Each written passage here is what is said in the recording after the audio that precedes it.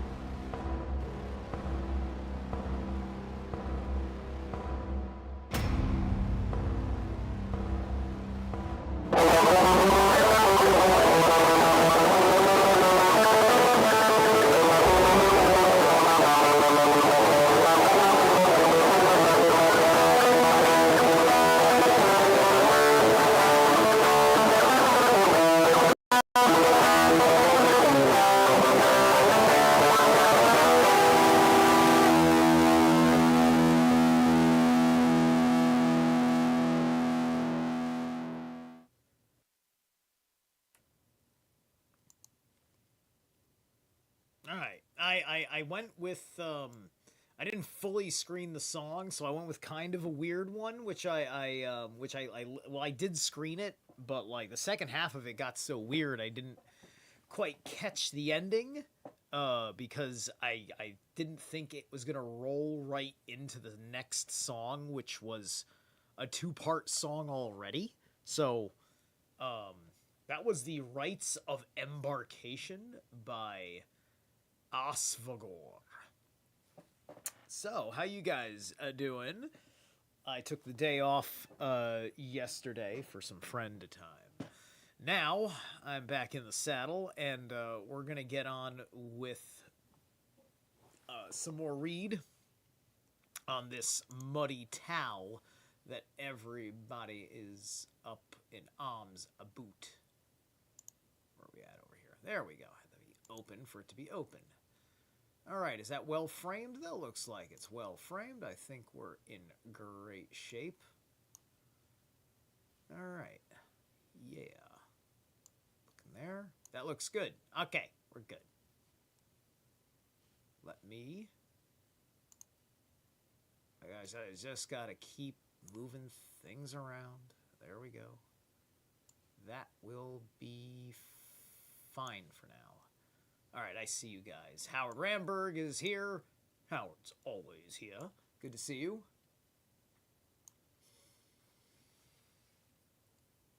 So, we're on page 69, and we're going to roll for, I suppose, 3 hours like I've been doing, with a break roughly every half an hour or so, or whenever I can think to stop talking. Otherwise,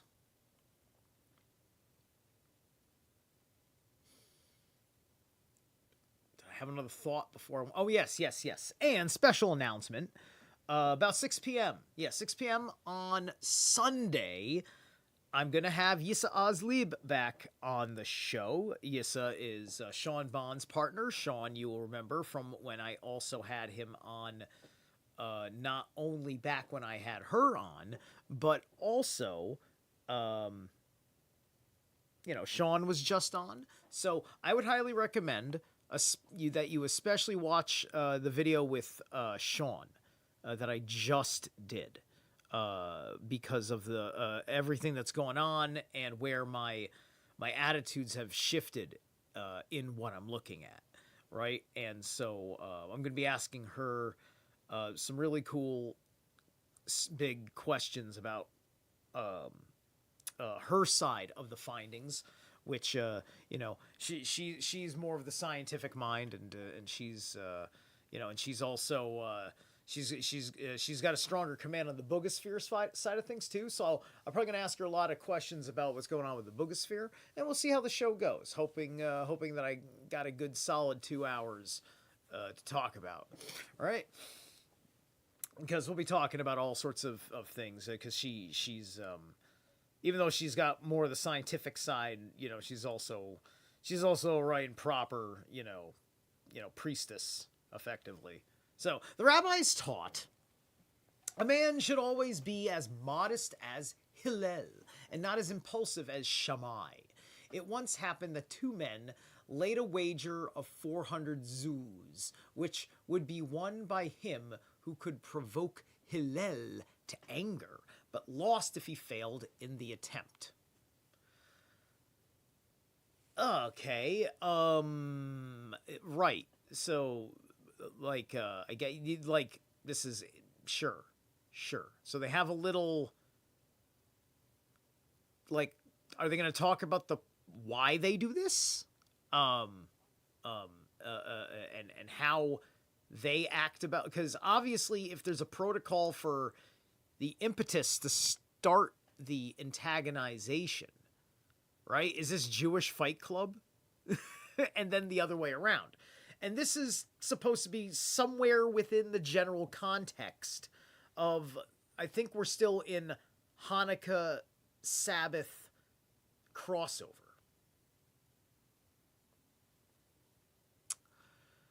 This happened on Friday while the sage was bathing his head. The man who undertook the task went to Hillel's door and cried, "Who is Hillel here? Who is Hillel here?" The rabbi threw a mantle over his shoulders and went out to meet him. "What desirest thou, my son?" he asked. "I have a question to ask," the man replied. "Ask, my son, ask," said the rabbi. "Why are the Babylonians round-headed?" asked the man. Ooh, a phrenology question. Oh, this is fun. All right. Why are the Babylonians round-headed? So wait, aren't they the Babylonians, or are they or is this because he's like a convert when they created the conversionaries? This is an important question, my son. The reason is that they have no skilled midwives in Babylon, answered Hillel. An hour later, the man came again, calling, "Who is Hillel here? Who is Hillel here?" The rabbi came out again and said, "What desirest thou, my son? I have a question to ask." The man said, "Ask, my son, ask." This is kind of like a Norse Edda with this is like Odin, provoking, or Thor provoking a giant, right? That's kind of what this is. This is kind of exactly what this is, in a really, really nerdy way. But anyway, who is Hillel? Rabbi came and said, "What is this desire? I have a question. Ask, my son, ask." Hillel said, "Why have the Talmudites oval eyes?" This is a very important question, my son. The Talmudites live in a sandy land and must always keep their eyes half closed. That's why they have round eyes? Usually when, an Asian's got slanted eyes. So you gotta, does the Jew not have round eyes? What's their idea of round eyes? Now, is this from the oral tradition? Is this guy asking this question living then? Or is this guy because it sounds so much like mythological kind of like wisdom from arguments, right? Are these really, what were these stories originally rabbis, or was it originally something more like the sagas and the Eddas, right? That like an understood oral tradition, and then like we're two guys from their Babylonian things that they do would have like an argument as a lesson and as an entertaining performative, right? So, like Hillel, it's like Laurel and Hardy, right? And the stupid guy always asking the smart guy the questions and playing on his patience until, it's just like, what'd you get out with it already, right? It's that kind of thing. And excuse me, if you figure it out once in a while, I'm going to yell into the mic because I'm performing myself. Anyway, just watch your mic with me. Watch your mic levels. I try to keep it as even toned as I can, but it's not fun unless I get excited. An hour later, the man came again in his insolent manner and said again that he had a question to ask. Hillel, in his quiet manner, again encouraged him. Why do the Africans have large feet? He asked. Because they live in a swampy land. Where is Africa fucking swampy? Why did you just tell him Africa's a swamp? What? That you see something is illogical here. Either this isn't about Africans or this isn't about swamps. Hillel or Hill God or Mound God or something like that. Right. Perhaps it is. Perhaps it's kind of like going to a dead ancestor, which is what referring to the quotes of the dead like this is kind of like.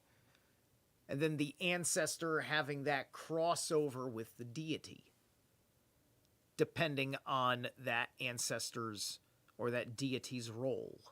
But anyway. So because they live in a swampy land, okay, it's like, how are you supposed to fucking interpret that when there's no swamps in Africa?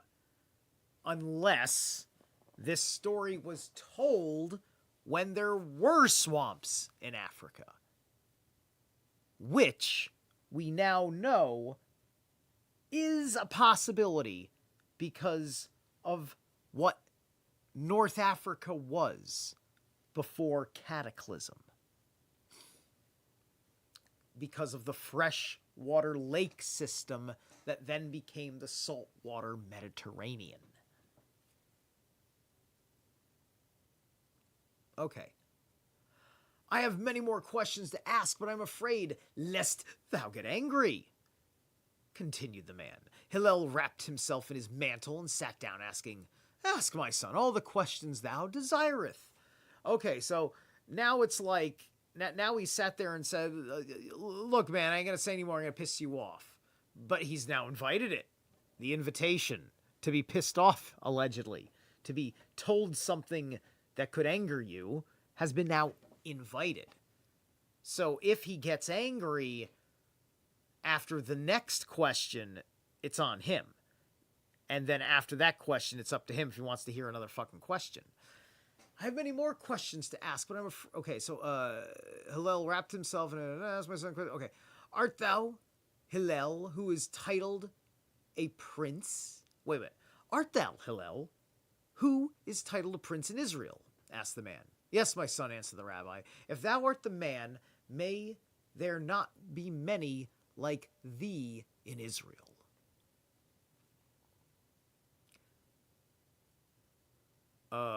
Hold on a second. I thought I understood who said that's... Let me reread all that because I lost the plot on who said what. All right, he asked, but I'm afraid that... Okay, himself in his mantle, asked desires. Okay, so art thou Hillel, who is titled a prince in Israel. Okay, so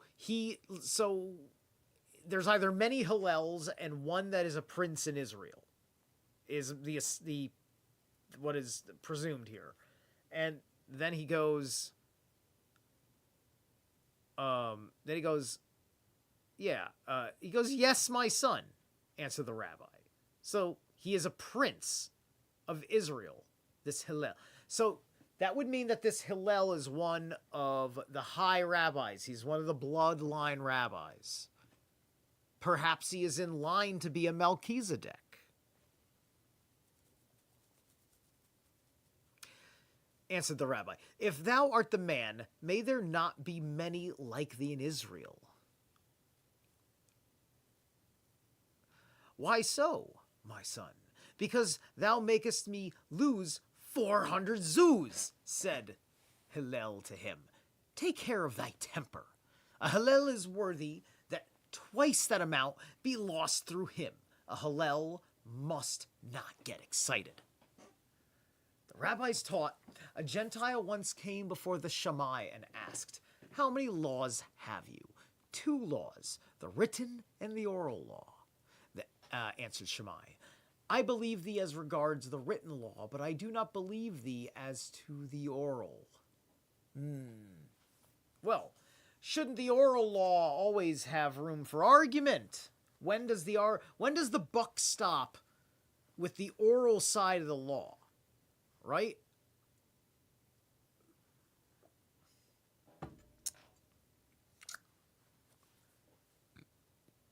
And it's like, listen, it is perfectly commendable. I mean, like Norsemen and Germanic peoples were fucking tearing through our ancestral fucking dirt and being like, here's some good root, right? You know, we're trying to fucking figure it out.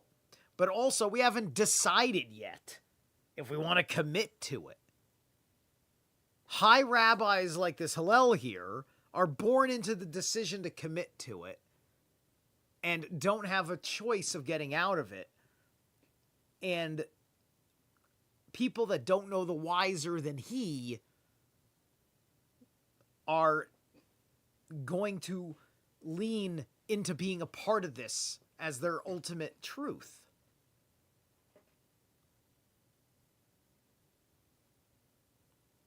All right. The rabbis taught, a Gentile once came before Shammai. Okay, I'm sorry, the oral, right. So, law, okay, I'm sorry, but I do not believe the oral law, said the Gentile. Oh, okay, this is, right, I'm sorry, this is a Gentile. Let me say that again, because I read it so fast I didn't even register this was a Gentile. Okay, so the rabbis, a Gentile once came before Shammai and asked, how many laws have you? 2 laws, the written and the oral law. Answered Shammai, I believe thee as regards the written law, but I do not believe thee as to the oral law, said the Gentile. Okay, so he's playing, so he's going to play the game with the Shammai, or Shammai, about the, about, like, what isn't written, right? What, you know, which is exactly my point, right? I will be converted to Judaism on condition that thou teach me the written law. Shammai rebuked him and drove him away.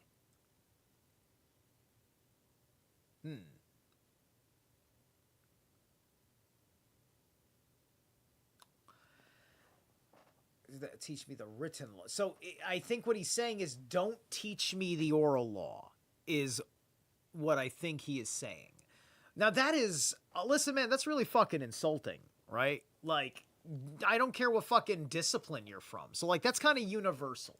Like, I would not argue with Shammai here, on just the basics.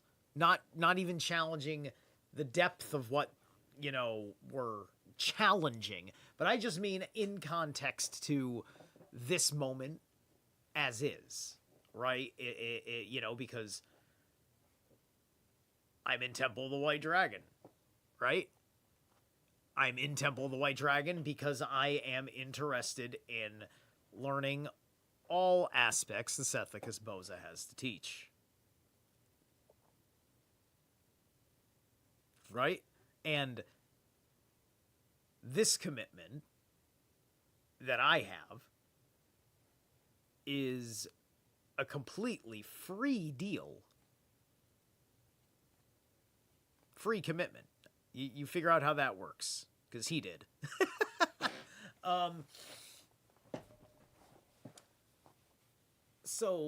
But yeah, no, that would be like, you're not gonna, if you're gonna directly rebuke stuff that's foundational, like, then the temple's not the place for you. And you're gonna have to be cut off, hard, just for being insulting. Right? And there's plenty of things where there's room. Where there's room for speculation because the mystery is not out yet. Right? And then there's also stuff where you know that there's an answer that doesn't make sense until you've gone to the next level, right? There are answers to things in the mystery school that are at level 2 Ulfadnar, which costs a certain amount that I need to get back into my economic balance to invest in. And with the Ulfadnar training, there would be a certain advanced dimension, right? Because the level 1 stuff is only going to carry you so far. And the initiation is important because it's going to be similar to, or I guess it's initiating into the next one or whatever. But, point is, you go into level 1, you understand everything that you need. That is basically, it's a focused aspect of what everybody who is in the authentic truth movement is doing, which is why on Black Earth Productions you see the correspondences. People got nothing to do with the temple, whether it be Dr. Roop, David Whitehead, Michael Sarian, Mark Passio, these are all colleagues doing their own independent think tank and developing organizations.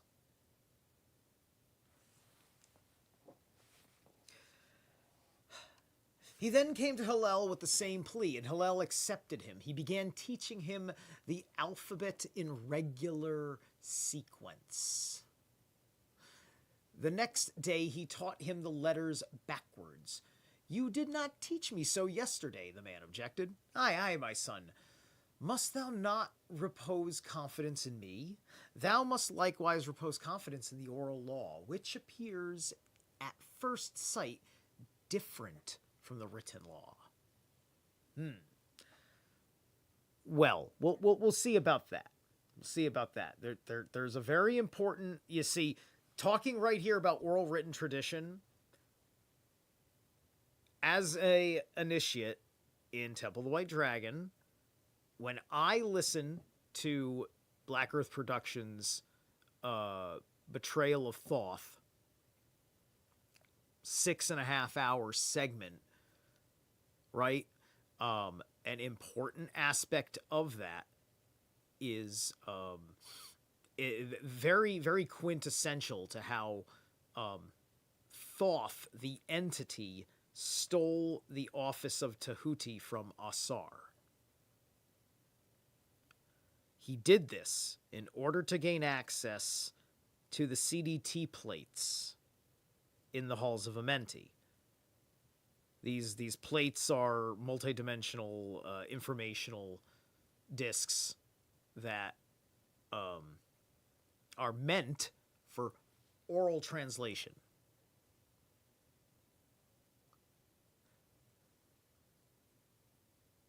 Cloister Doratech plates. He stole the 11th pillar, right? And then wrote it down, distorting the purity of the meaning so that way it could be used to start doing a lot of damage to the psyche of the human being in the way that wordplay in spelling confuses the meaning of all manner of things.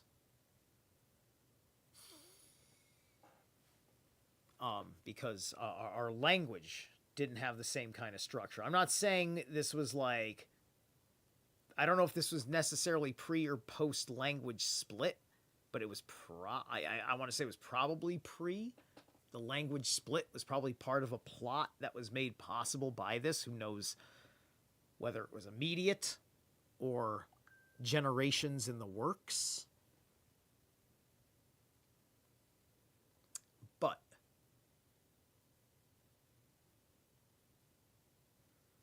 confidence by some, as it likewise proposes, and all at which appears at first sight be different.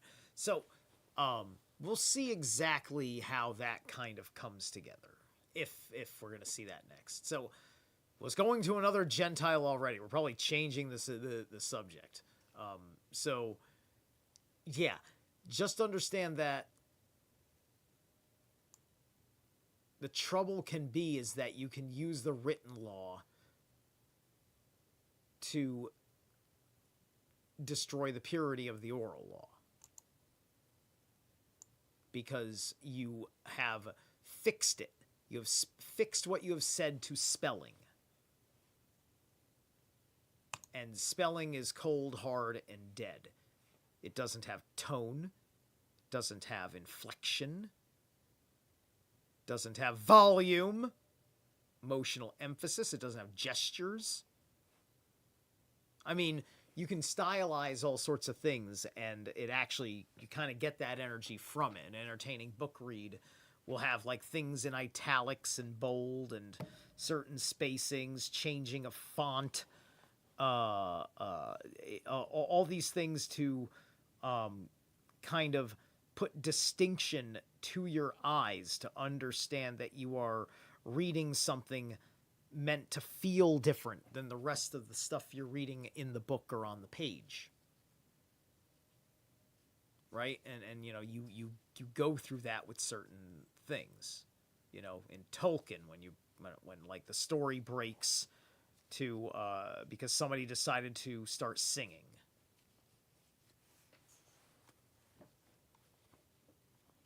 Okay. Another Gentile came to Shammai, saying, "Convert me on the condition that thou teach me the whole Torah while I stand on one foot." Shammai pushed him away with the builder's measure he held in his hand. A builder's measure? How Masonic of you. He thereupon came to Hillel, and the latter accepted him. He told him, "What is hateful to thee? Do not unto thy fellow. This is the whole law. All the rest is a commentary to the law. Go and learn it." Interesting, this.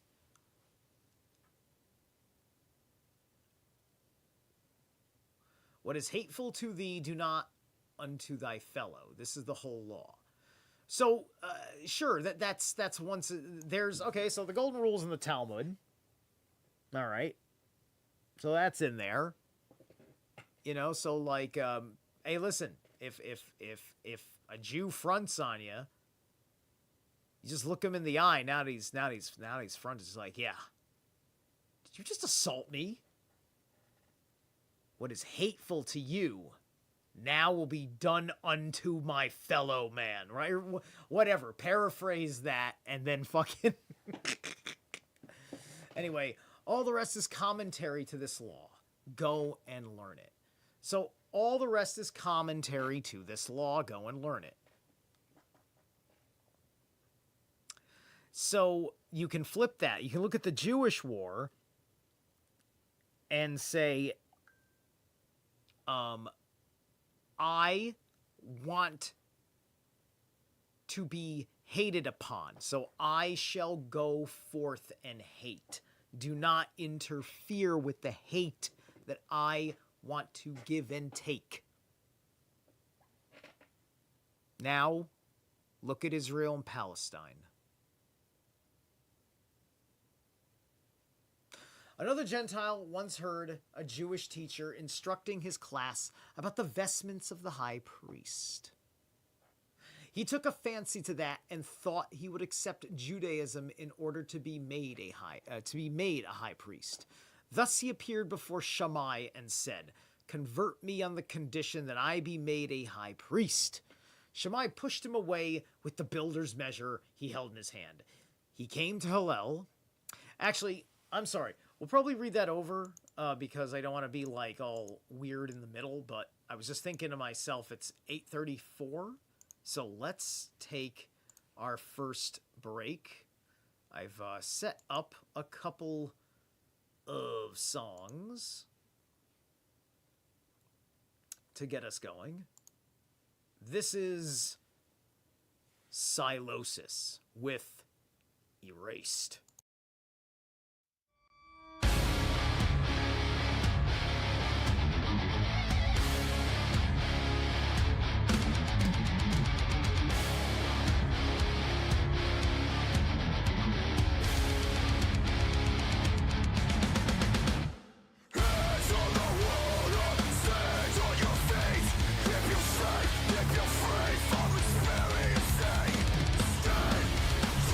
Tell me when you've had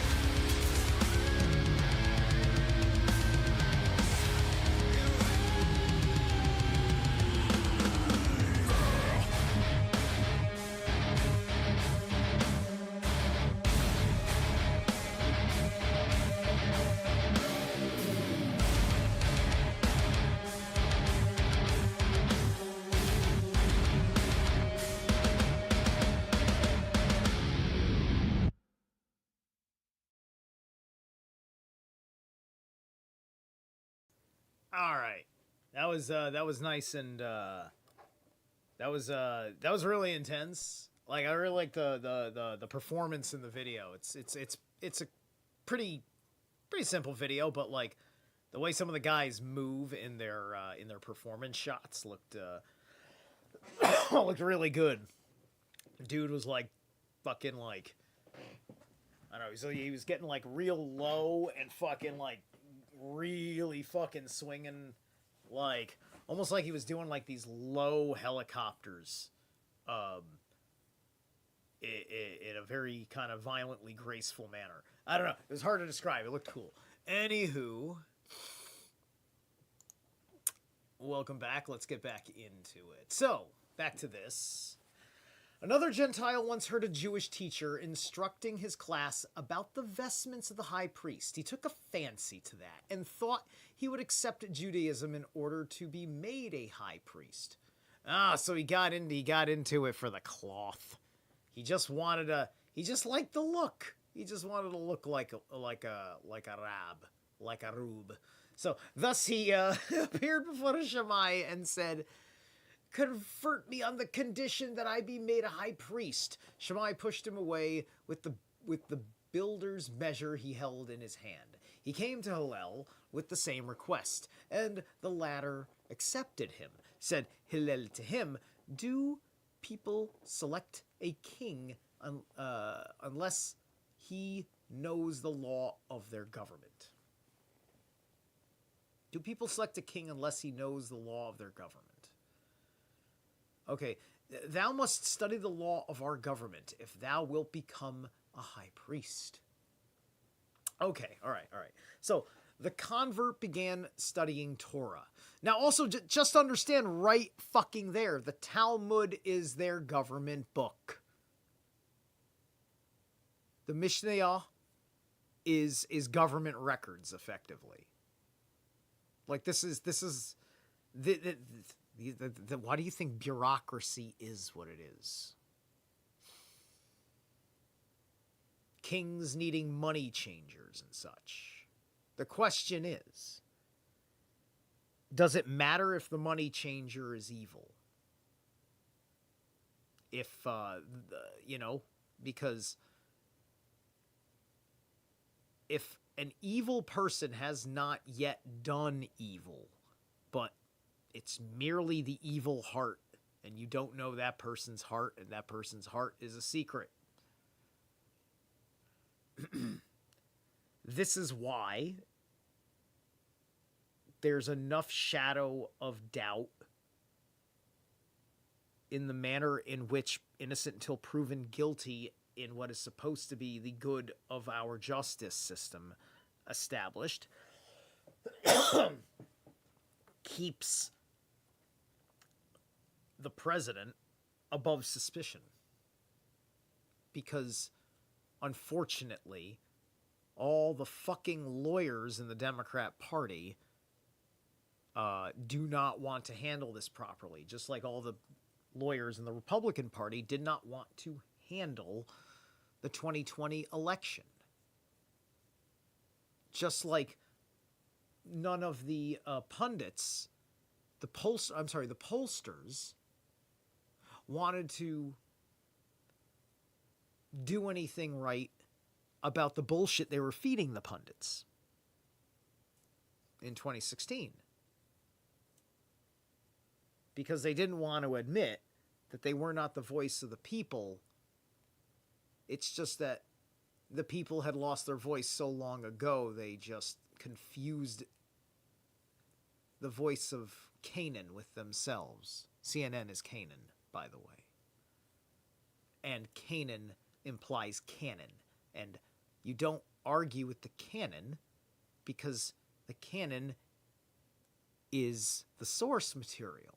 The Talmud is the commentary on the canon of Babylon, known as the Mishnah. There we go. That's pretty much what the Talmud is, thanks to this statement about this is their government. Okay.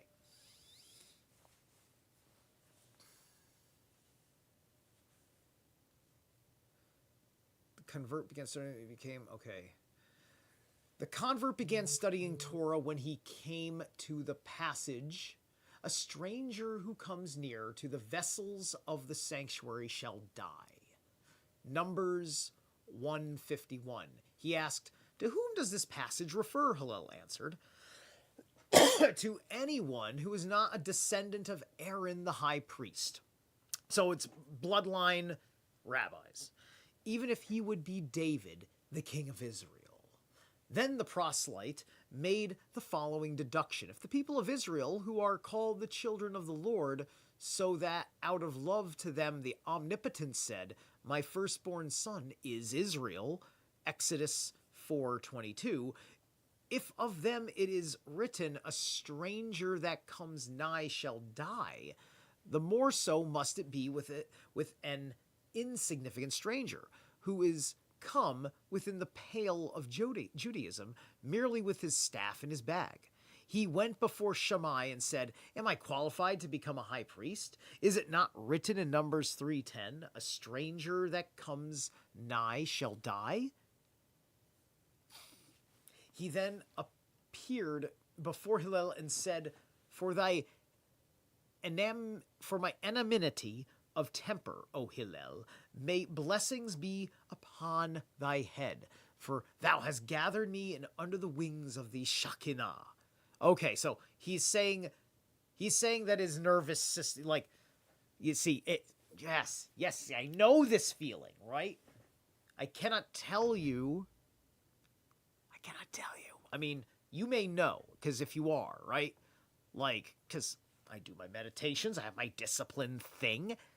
I've put myself under various conditionings. You know, I'm not a goddamn fucking Navy SEAL or even a goddamn Army, but I'm just saying I've done a lot. I've done a lot more than my fucking neighbors.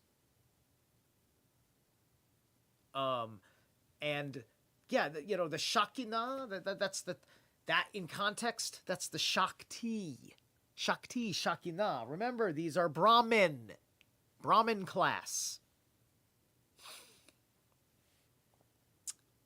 So that Shakti, this is, the Norse understand it as Gungnir's shaking spear. Right? The spear shakes before battle. This is when the nervous system, like, all that shit in the Northman, when he's fucking dancing around the fucking fire, unleashing the black wolf, that's unleashing the Shekinah if you were a Jew. Right? That would be Jewish warrior energy then. Right? So, because right there, he is the little neophyte is poking into violation of blood law, right? And for these guys, the rabbis, if you understand the Bach saga, are the kingmakers, right? He wants to fucking be a kingmaker. And he's saying no. God don't allow it. So I am most interested in the citation. Was it Numbers 3 was the citation? No. Numbers 151. Yeah, that's about the guy who dies. So I want to check that out. Numbers 151. OT Numbers 1.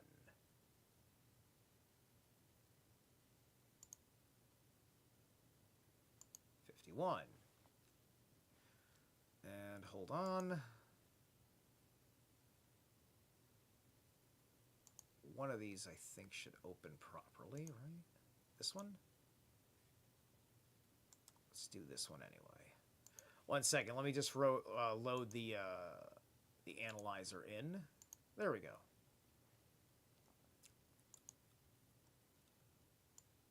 Pull that down so you can read it.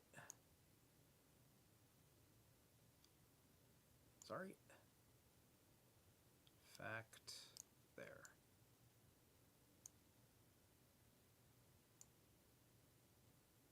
All right, that'll do.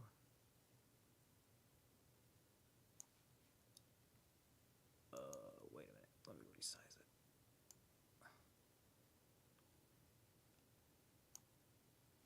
There. Wait. Ah. Right there. Good. Okay. That makes sense. Okay, when the tabernacle is to journey, the Levites shall take it down, and when the tabernacle is to encamp, the Levites shall set it up. But any alien who comes near shall be put to death. So when the tabernacle is to journey, the Levites shall take it down and... All right, so first off, he needs to be a fucking Levite, right? Like, so this guy doesn't understand the tribal thing, right? This tribe does these duties. There's a lot of establishment of that in, Numbers, and I think Leviticus is all sorts of establishment of this shit, right? This is their government books. You know, it's just the way their culture is to be. Right, and they got. This is why. This is core reasons why. You just don't want to be, like a Zionist fucking Christian, right? Like, this is not. Like, white people don't know that deep down inside they're subtly, letting this shit affect them. So the alien gets put to death. So he can't do it because these are core duties that the high priest has to do. If he wants to be a fucking high priest, no, sorry, you got to be a fucking Levite, right? And it makes the rabbi angry because there's no Jewish cop, right? And this guy is talking about trying to infiltrate the high priest class, and I think he's not even a Jew, let alone a Levite, right? So, I mean, and nowhere in that passage that I read through the whole thing was the Levite side of it, because he would have to say, like, no, you can't just be of our fucking bloodline. You got to be of this particular... I'm not even of that bloodline. He could be like that, or only my bloodline does that, Here's the other high priest. He doesn't even get to do that. Or something to that effect. Right? And as far as I understand it, everything boils down to the Melchizedek. So he's kind of like the Pope. Okay, so he was under the wings of the Shekinah. He was getting testy. Resh Lakish said, that's a completely different kind of name than all the other names we've heard so far. Very interesting. It's like in Lakek or something. Resh Lakish said, what does the verse, the trust of thy times shall be the strength of salvation, wisdom, and knowledge, etc. From Isaiah, I think, 33:6. What does this mean? I think that this can be a biblical support to the 6 divisions of the Mishnah, which he possesses. The trust comes within the section of Zerem, or seeds. Thy times in Moed, the festivals. Strength in Nashim, the women. Salvation in the Nezikin, the jurisprudence. Wisdom in Kodashim, the holiness, and knowledge in section Taharith, purity, and yet the fear of the Lord is his treasure, i.e., all these do not avail where there is not fear of the Lord. And the fear of the Lord thing, that's always just because, okay, those are all things that can all get tapped into for power if you become consciously a magus. So what they're doing is that they're trying to take away the magic out of the honoring of the gods by putting you in a fearful relationship with them because they wanted to take away their trust in themselves, which comes from replacing their natural sense of moral authority with listening to the encircling arguments of a bloodline of teachers. This is just like, imagine you have a college university, and then the professor of physics has a kid. And then, and like, he's like the head of the physics department, right? And then his son, by nepotism, becomes the head of the department. And he spent his whole life memorizing his father's work. Now imagine a whole gaggle of assholes arguing all the time and doing that. And they go out there into the world and they become the head of your physics department sometimes.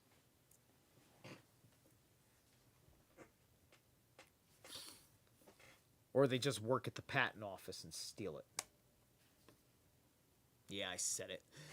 Rab said, when a man comes before the divine judgment, he is asked, hast thou traded in good faith? Missed thou apportioned regular times for study? Hast thou produced children? Didst thou hope for salvation? Hast thou discussed subjects of wisdom? Hast thou formed logical conclusions from the things thou hast learned?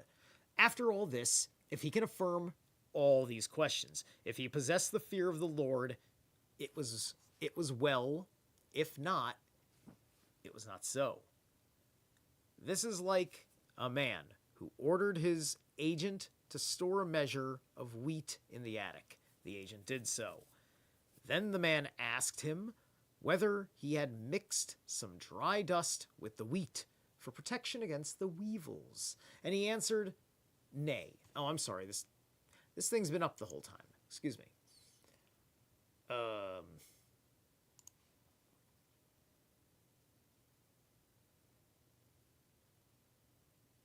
Nay. Where's nay? Ah.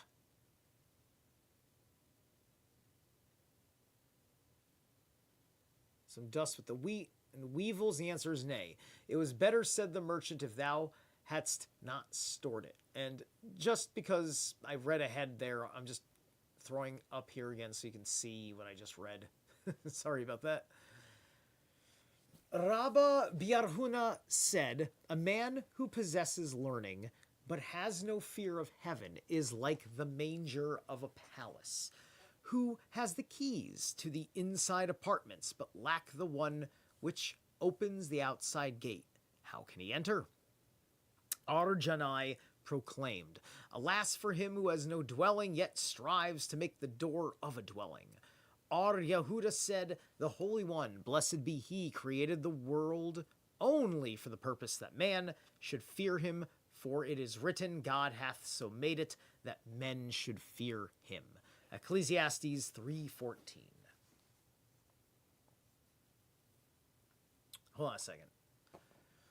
The Holy One, blessed be he, created the world only for the purpose that man should fear him, for it is written, God hath made it, men should fear him. Oh, actually, yeah, let me stop. Right there. Right there, Ecclesiastes 3:14. That is your Gnostic. That's actually pretty much, that's pretty much the most Gnostic fucking thing I've ever heard in my life. That's pretty much the sum up of where it said it in the Bible. Where does it say that in the Bible? It says it right there, motherfucker. All right. 3:14.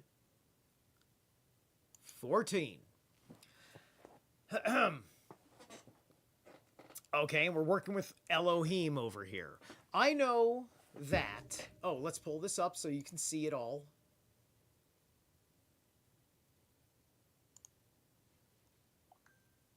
I know that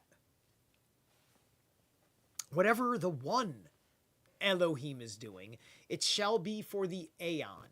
Unto it there can be nothing to add, and from it there can be nothing to subtract. The one Elohim, he does it that they may fear before him.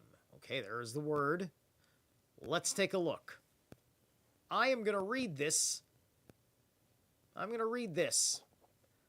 I know that all of which he is doing, the Elohim, he shall be for the aeon, on him there is none to add of and from him there is no to diminish of, and the Elohim he does, which they shall fear from the faces of him. Okay, Shirau. Shirau is the word. Shirau. So this alleges Shirau to fear morally, to revere, cause to frighten. King James Version, affright, be, make afraid, dread. Dreadful, put in, fear, fearful, fearfully, fearing. He had in reverence, or referenced, or reverend, XC, terrible act, actness, and thing. Right, it's just, you are here to be subject to the tyrant. You're here to be subject to the tyrant. That's the whole of it. Isn't that awful? Isn't that awful? From the one Elohim. So, he is doing the Elohim. He shall be for aeon, on him there is no. So, the Elohim is this right here, the Ehlaim. Right here. The Elohim. So they put an E, the Elohim. So, okay, so there's... That's interesting because, okay, so here's all of what I know about this. Of all the derivatives, there's El. The single God in particular. Elohim, the, gods in general. Kind of like a, like mentioning, referring to your pantheon, theoretically, right? There is, then there is the Elohim. I can't remember if there's any other one but the Eloha that before I learned this one. So then there's the Eloha. The Eloha is the chief of the Elohim, right? Which even that makes sense in paganism because you've got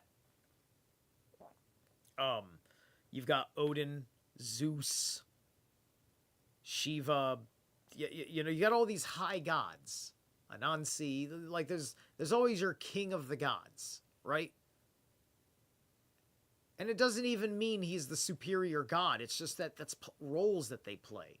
It's a it depends on which effectively which planet is ruling that civilization. Right? Cult of Wotan in its dominance, mercurial kings. Right? Cult of Zeus in its predominance are Jupiterian kings. I think all that it makes perfect sense to everybody, doesn't it? Yeah, so Elohim, the Elohim, right? And this is putting the big emphasis. It's one in a capital letter. But is that is that proper context to the Elohim? Does that or does that just mean any particular god?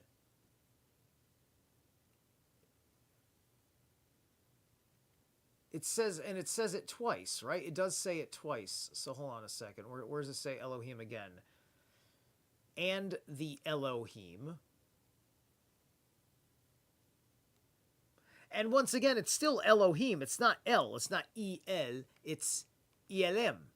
Right? So actually, it's really saying that their pantheon is the only pantheon.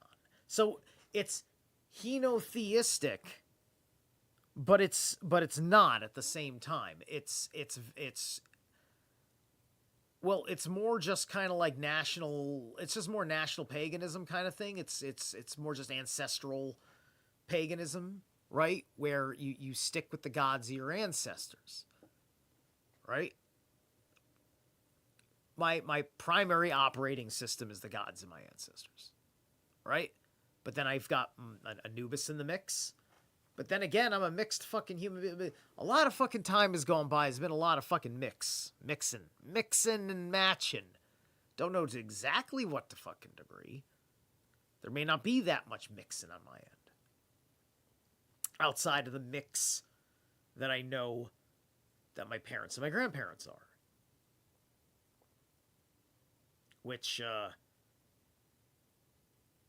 there hadn't been any major mixing until my parents' time. And even then, it was only my dad.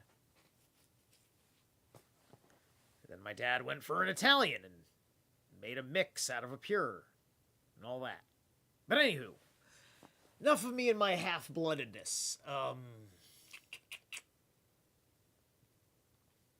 So, all right, so that's Ezekiel 3:14. Isn't that lovely? Isn't that lovely? It's not a God of love. It is not a God of love. It is a God of fear. It is a God of fear. It's not a Machiavellian God. He doesn't love you. He wants you to love him and to fear him. But, yeah, I mean, just bullshit. Bullshit. That's what it is. Bullshit. Our Simon and our Elazar were sitting together as our Jacob be Aha came passing by, said one of them, "Come, let us arise before him, for he is a man that fears sins." Said the other, "Fears sins?" Right. People like people that fear sin. They're easy to control.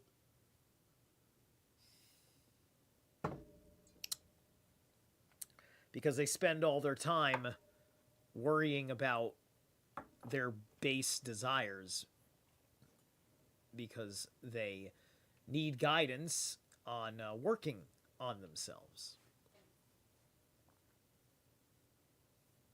Which they go to great lengths by grooming themselves for purity, thus having no fucking fun and honoring the Sabbath, to keep you out of trouble.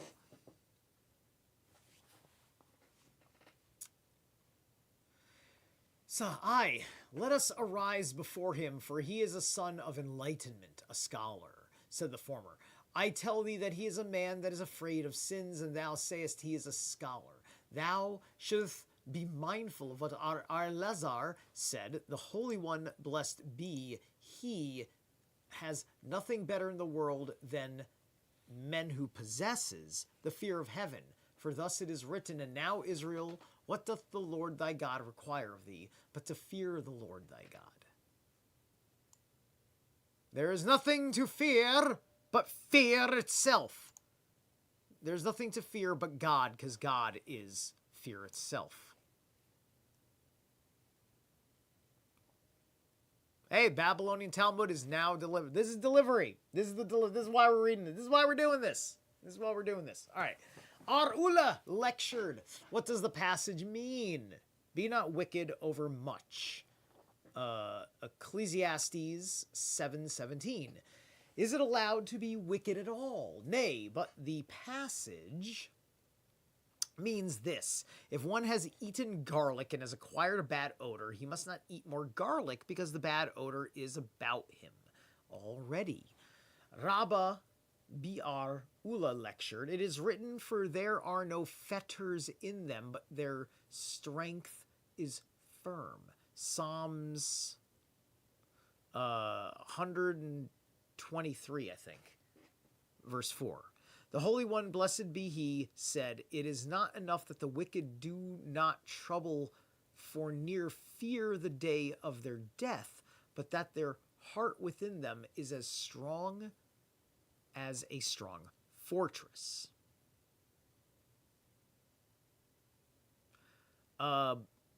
Yeah. Yeah, okay. Okay, I'm there. I'm there with that. That's all right. I get it. All right. But you can also be a complete dense kind of radical I mean, like, once again, the Jewish war. Where do you think they got the strength for that? Right? There is something to say about the manner of persistence of the way they are. So anyway.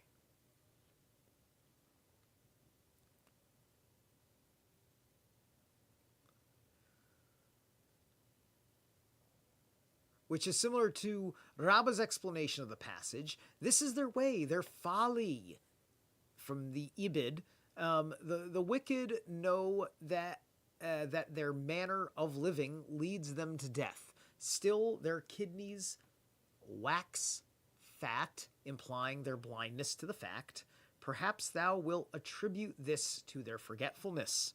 Therefore, it is written, what will happen after their lives is the subject of their sayings.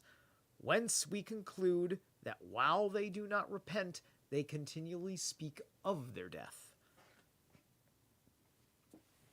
So now we go. Before we go to this, which is getting into more stuff, I guess, about the Hanukkah lamp. It is crazy. It is crazy the manner in which this stuff subject jumps, right? But I think that there's something interesting to it when you kind of absorb the long haul of it. And I can appreciate how a mentally inferior person would not be able to read this. Right? At least not read it in a meaningful manner. Okay, so let's see.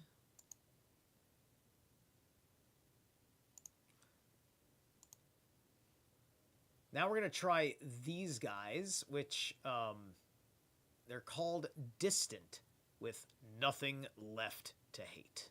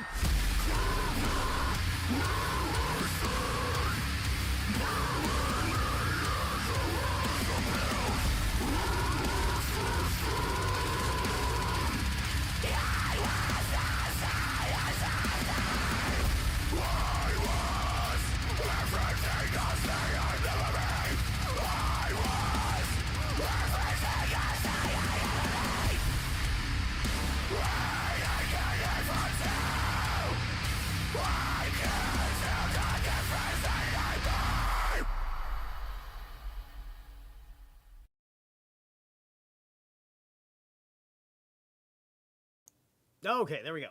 All right. Thelonious Turp has popped into the chat. Hey, how's it going, Thelonious? All right, we're in good shape over here to spare the lamp, etc. etc. etc.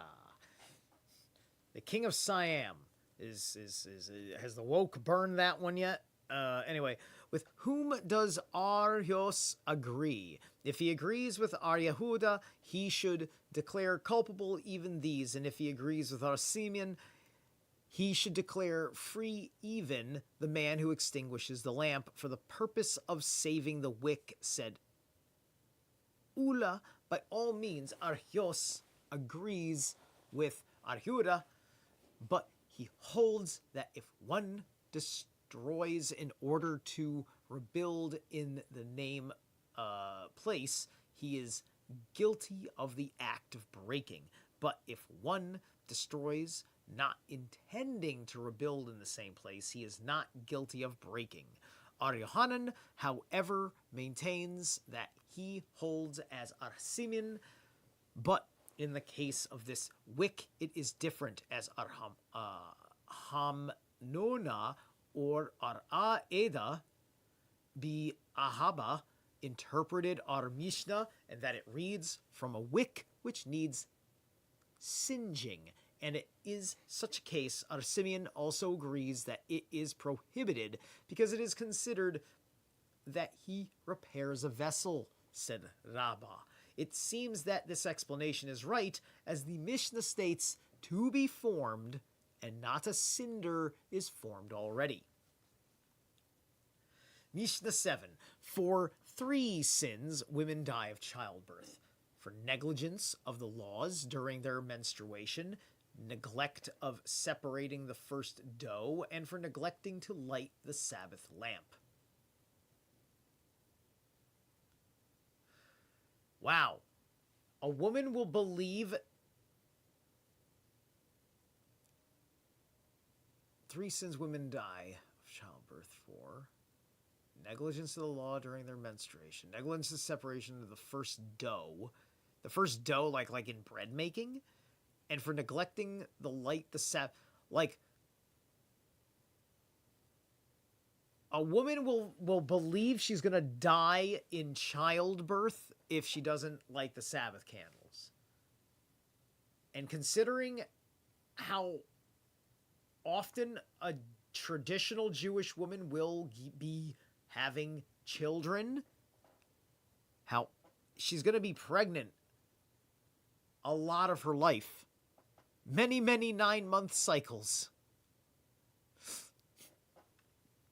Why so? Thus, a Galilean master lectured before Arhista, the Holy One, blessed be, he says, I have created you with power of blood. I have warned you concerning blood. I have called you the first produce.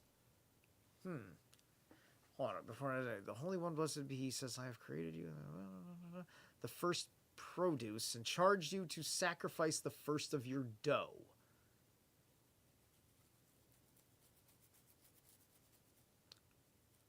The first of, okay, so that's the dough. We're talking about the dough before, neglecting separating the first dough. Numbers 16:21. All right, I actually want to check in on this one. Give me Numbers 16:21. Come on. There we go. OT. Numbers 16:21. Okay, so it does say, separate yourself in the midst of this congregation so that I may finish them as in a moment. What? Oh, yes. Hold on a second. All right, I got to go back. So, not that I got to go back. I mean, here. Let's find out what the hell they're talking about. So, here's 21 that I just read it. I may finish them as in the midst of the moment. So I'm going to go back a few passages because I have no context for what the hell they're separating in the midst of the moment here.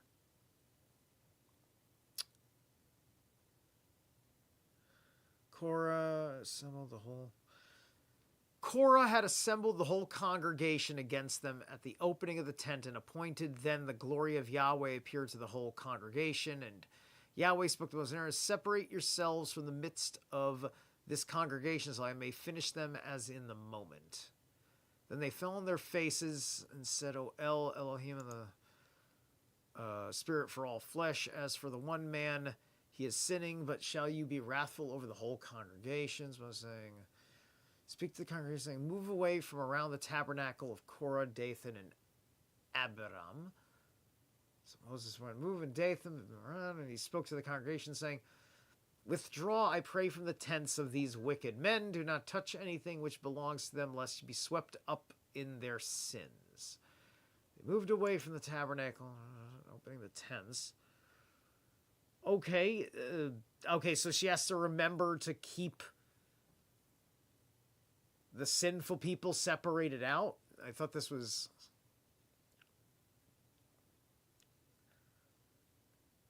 They take arrow tomorrow, fire pan, and you will put incense and...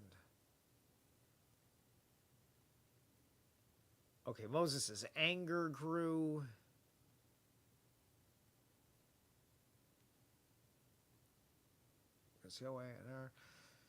Moses sent to call Dathan. It's a little thing that you brought us up from a land gushing with milk and honey. There's some in death, the wilderness, indeed, land. Okay, so where you and your congregation are set against Yahweh, as for Aaron, what is he that you are grumbling against him? Okay, so, alright, so I guess their sin is that they were separating themselves from Aaron and thus against Yahweh, and then Yahweh is going to kill them for all that? Is that the understanding? Okay, I mean, this is all about the Hanukkah celebration, right? So she's got to remember to keep the pure people. I guess, like, she has to, probably because, like, the children, right? Like, if the children have been bad or something, she's got to separate them or something and have a Lord's punishment situation go down. Ugh, my God, this shit. But anyway, all right.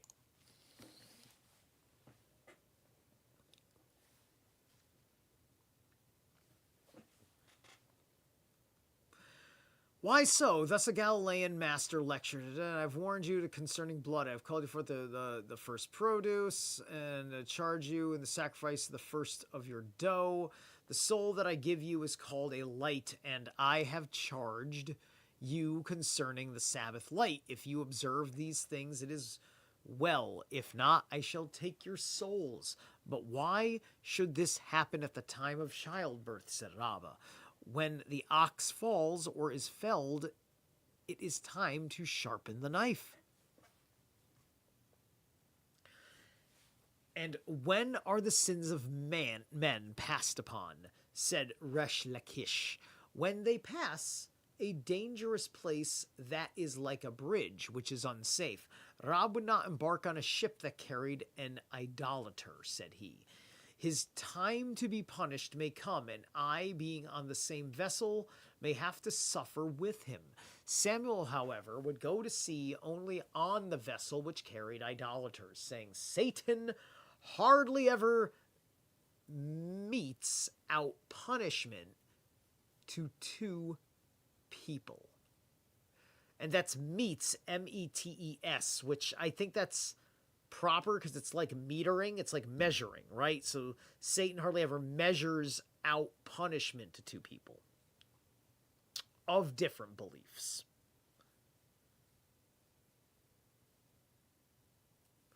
Yanai always examined a vessel before he embarked. This he did in conformity with his own theory elsewhere. For thus he taught, a man should never place himself in danger, expecting that a miracle will be wrought for him. For it may be that no such miracle will be wrought, and if a miracle is wrought for him, it will be deducted from the reward due his merits in the world to come. And Arhanin said, Where is this to be found in the scripture? From the verse, I am not worthy of all thy kindness and of all thy truth. Genesis 32:11. Our Zerah would never walk under date trees in stormy weather. Our Itzhak B. Ar Yehuda said, a man must always pray that he should not become sick, for if sickness befall him, he must not be possessed of special virtues in order to get well again. And to the question of Mar Ukba, is this to be found in the scripture? He was told that the school of Ar Ishmael maintains the passage in question is to be taken from Deuteronomy 22:8. The peradventure one may fall down from there. The word Hanufel, which is in the past tense and implies that he has fallen down, although such a case had not happened as yet, is simply a matter that had already occurred because the fall was already predestined for the guilty person, as it is said. The reward of virtue is, however, brought upon by a meritorious person, while the chastisement for sin is dealt out through a sinner, and his not making a railing around his roof constitutes him a guilty person. See Deuteronomy 22:8. The rabbis taught he who becomes sick, death approaching, should be told to confess his sins. For all those who are to suffer the death penalty must make a confession. When a man goes out to market, where there are always dangerous people in the crowd, he should consider himself like one arrested by a sergeant. When his head aches, he should consider himself as one put in prison. If he cannot rise from his bed, he should consider himself as one indicted before Gardam, a criminal court. If B has good advocates, no, it was he. They typoed that. If he has good advocates to defend him, he may go free. If not, he cannot be saved. Hold on a second. He who becomes sick, death approaching, should confess the sin. When a man goes out in the market, dangerous, where there are always dangerous people in a crowd, he should consider himself like one arrested by a sergeant. When his head aches, he should consider himself as one put in prison. He should consider himself as one indicted before Gardam.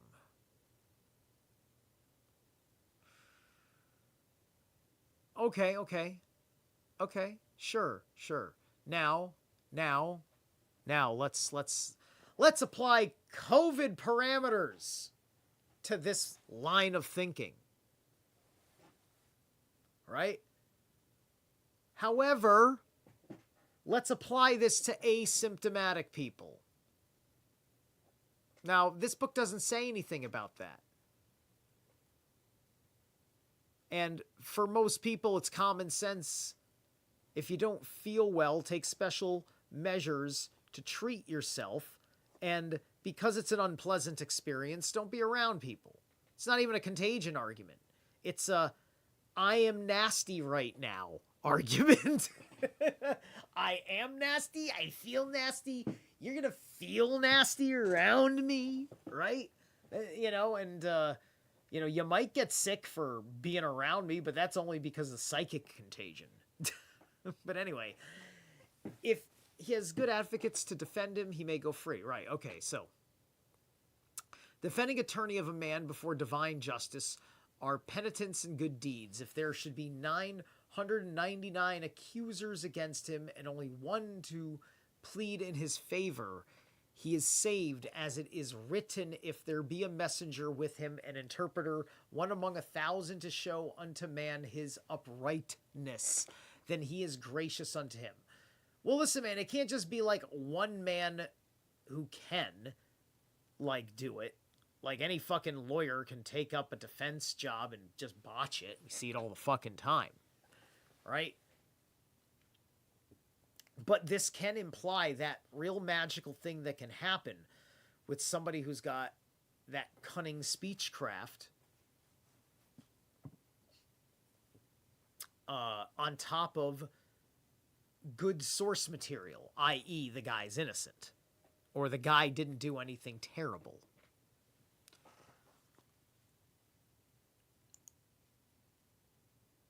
All right.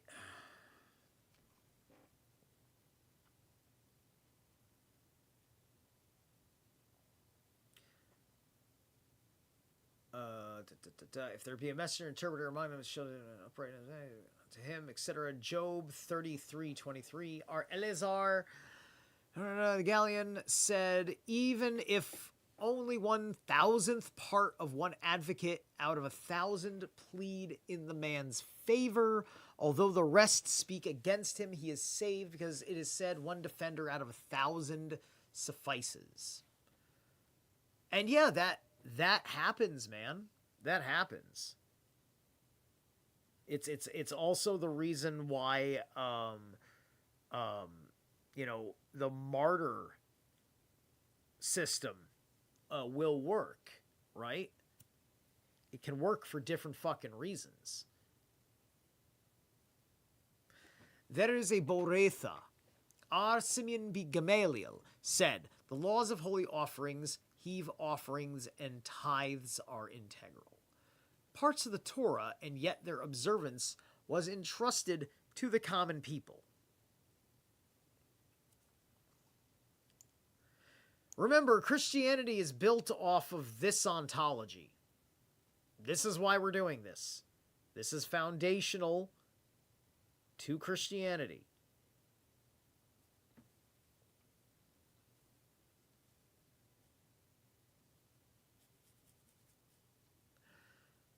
Let's see. There's another Boretha. Our Nathan says, for the sin of vows one's wife dies, as it is written, Proverbs 22:27, why should he take away thy bed from under thee?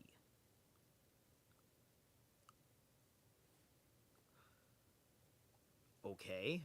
Nathan said, for the sin of vows one's wife dies, as it is written, why should he take away thy bed from under thee?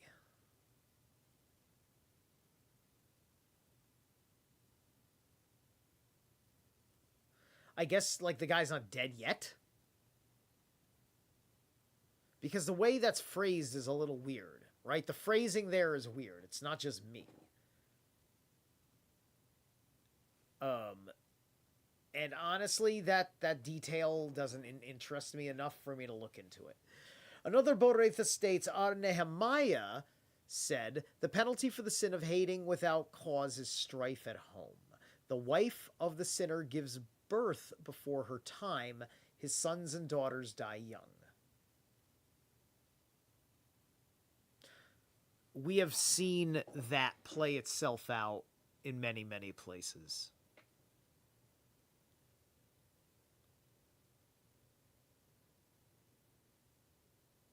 That's just, yeah. I mean, that's just base wisdom, right? Like, that's just humans, the way they are when they falter as such. Okay. It's 9:35. This is a good time for the next thing. So I was figuring out what I wanted to grab, and I found this song, and I wasn't sure what to think of it, but I was going to go with it. So this is Riding Fast by Existence. This is a new song. I have no idea if this is going to be any good. This might be like biker metal or something. I see a Harley Davidson in the video. Let's see what we got.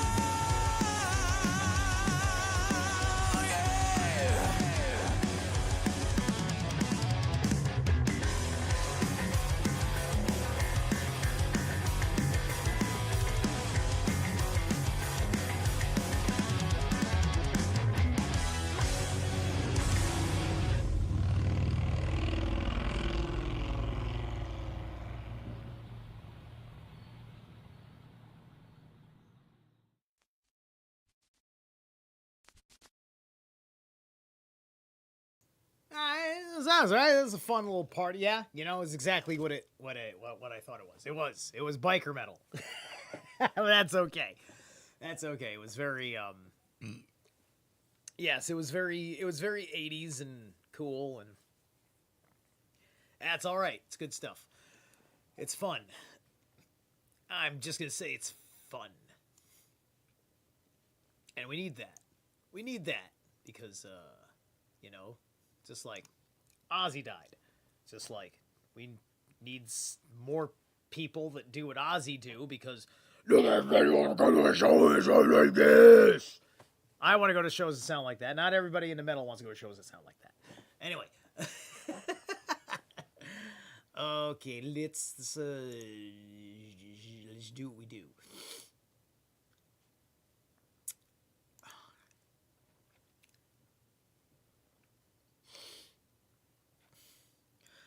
Another Bereitha states, but Ar Nehemiah said, the penalty for the sin of hating without... Oh, I'm sorry. Okay, so Ar Eleazar be Yehuda said, the penalty for the sin of neglecting the first dough is no blessing in the harvest, high prices for necessities, consumption of the seed by strangers. But if this portion is given, blessings will surely follow.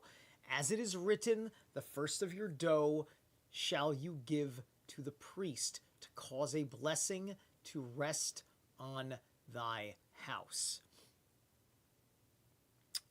Ezekiel, what's XLIV? XL is, shoot,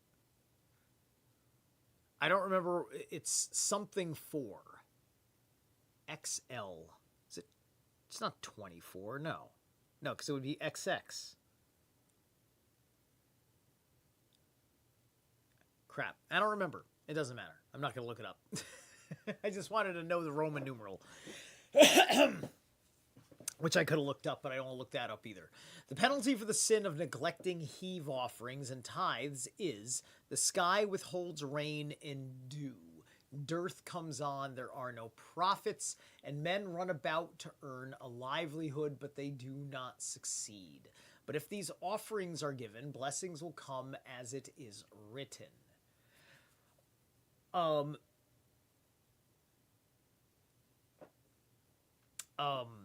Okay, so everybody that isn't inside the Talmudic world where they were, you know, whatever, it's just like, no, none of that's true. None of that's true. But in context to you living in the Jewish world, it becomes true because that's your whole fucking economy.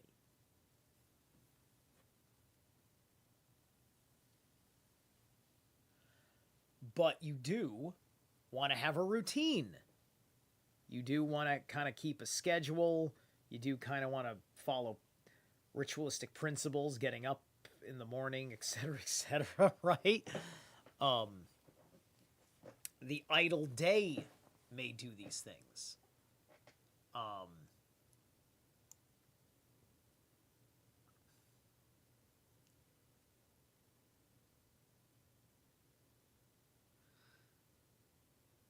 Right, and, you know, so the penalty for sin of neglecting the heave offerings.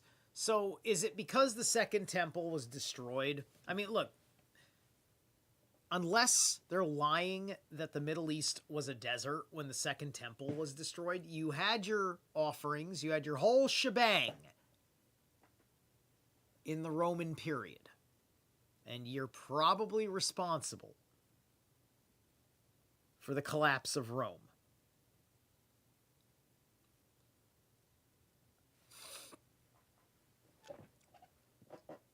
All right.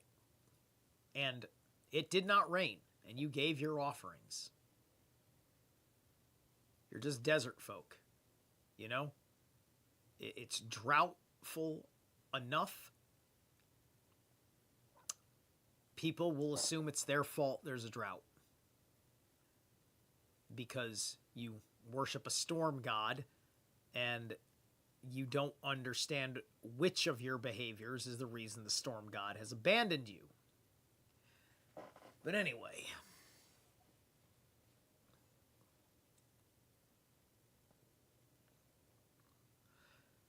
Let's see.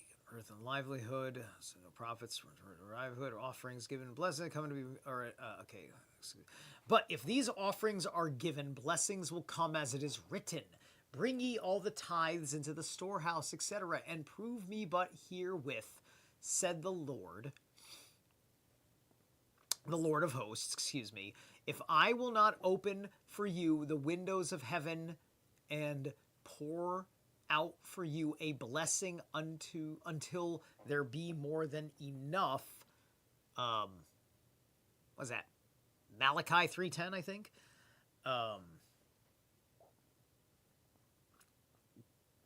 Open the windows of heaven for you and pour out a blessing, more than enough. The penalty for the sin of robbery is locust, pestilence, famine comes, and the people feed on the flesh of their children, as it is written. For the sin of robbery? So, I mean, like, I can maybe see, theoretically, like, if these things are part and parcel of the psyche of an overall social, economic decay, but just one fucking guy, his life might be personally ruined,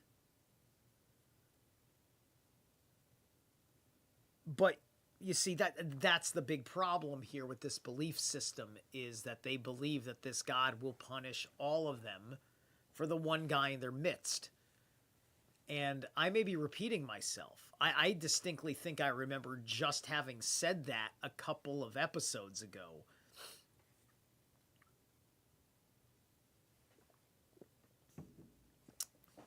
And so if I'm repeating myself, it's probably going to happen often and often. To keep it contextually frameworked for what I'm picking up thematically and what I am picking up narratively. Anyway.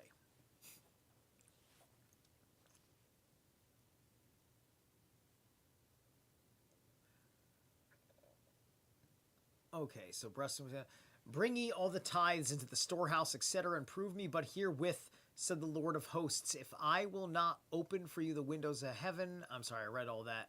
It's penalty for the sin robbery. Jeez, wow, my gosh, I'm always jumping around. I'm so sorry. As it is written, Amos 4, 1-7 QV. For the sins of curbing, perverting, and polluting justice, and of neglecting the law, the sword comes on enemies. The sword comes on. Enemies take. Much spoil. The people eat and are never satisfied, and they must weigh the bread they eat. I.e., eat in small portions for fear that nothing be left for the next meal, as it is written. Leviticus 26:25.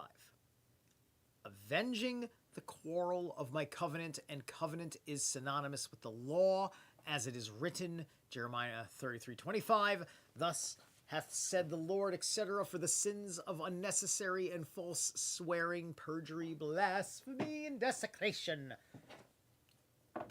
of the Sabbath, many wild beasts come and domestic cattle are destroyed. The population decreases and roads are bare without travelers, as it is written, Leviticus 26:18, to the end of the paragraph. And the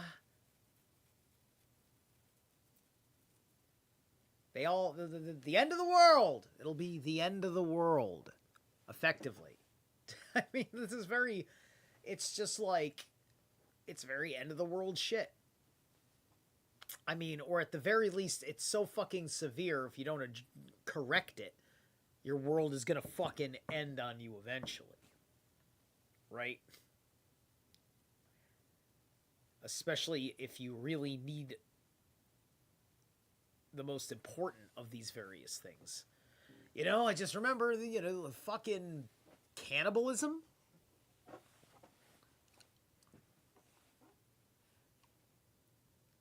And this makes me ask a lot of questions, right? Because it could say, it could be because most of the world is not like this, and I've met, and not that I've met cannibals, but I've seen cannibals that are legit in stories and, like on documentaries, and seen a thing or two about them, and, they're cannibals. They're tribal, but they're doing fine. Their tribe is the thing that they are, and it's cohesive. They lack nothing. They're the jurisdicting government of the fucking jungle that they live in doesn't fucking bother them, or whatever. There's several, like factors.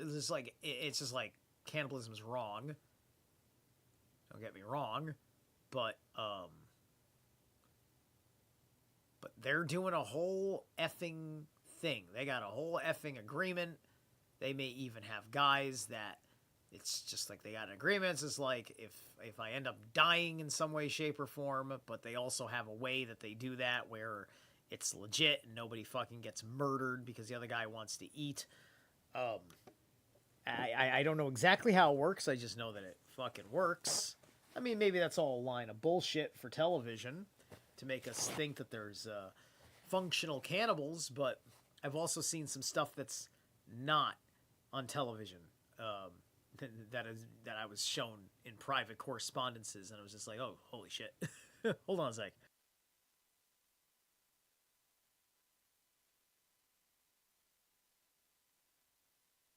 I mean, like, what do the Jews think about God when you got all these Gentiles that got nothing to do with what they got to do?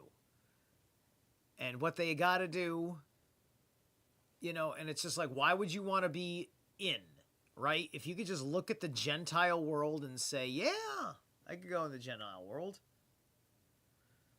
But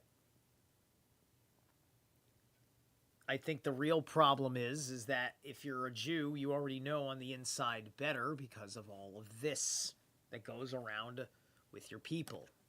For those that are Talmudic and not just like, pretty much like liberal atheist types, but they're still going to be highly influenced by that stuff on certain levels.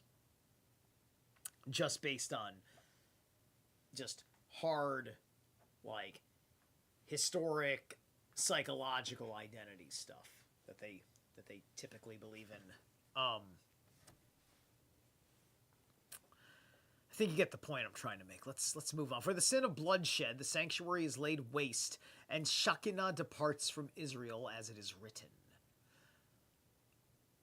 Numbers 35-34, and ye shall not render unclean the land which ye inhabit, in the midst of which I dwell, for I, the Lord, dwell in the midst of the children of Israel. Okay, so Israel and Palestine.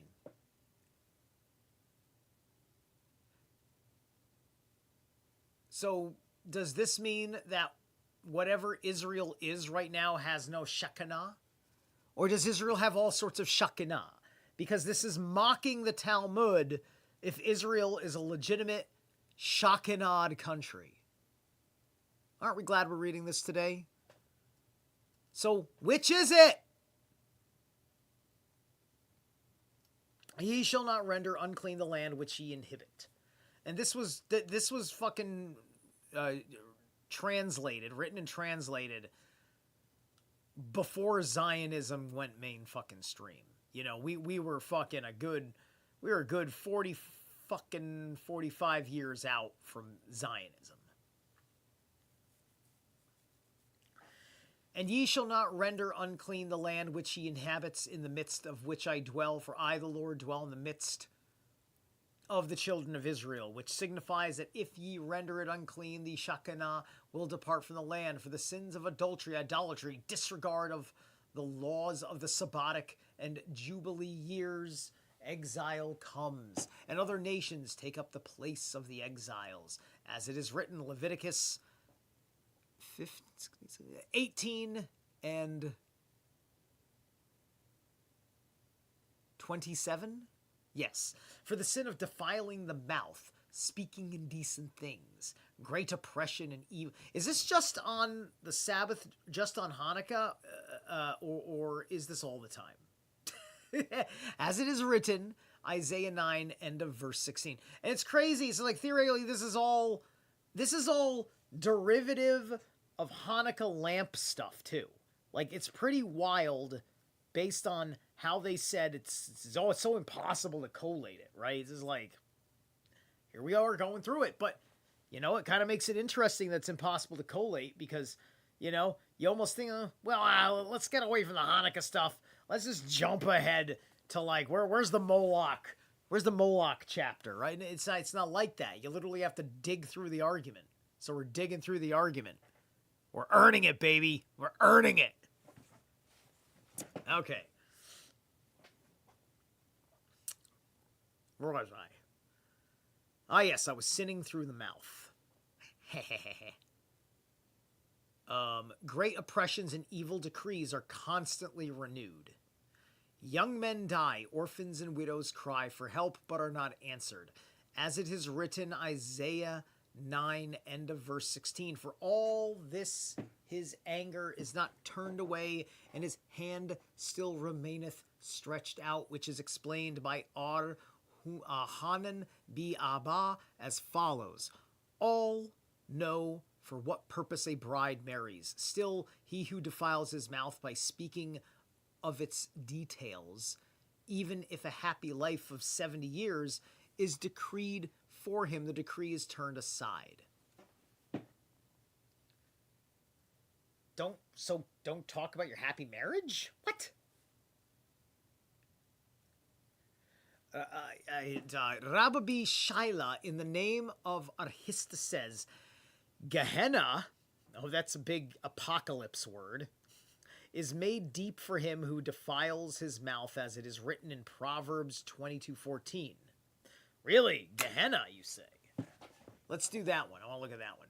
Because Gehenna is there, like, you know, and it's like, you know, the coming of the end. It's like Ragnarok. It's Jewish Ragnarok. Proverbs. Which proverb was it?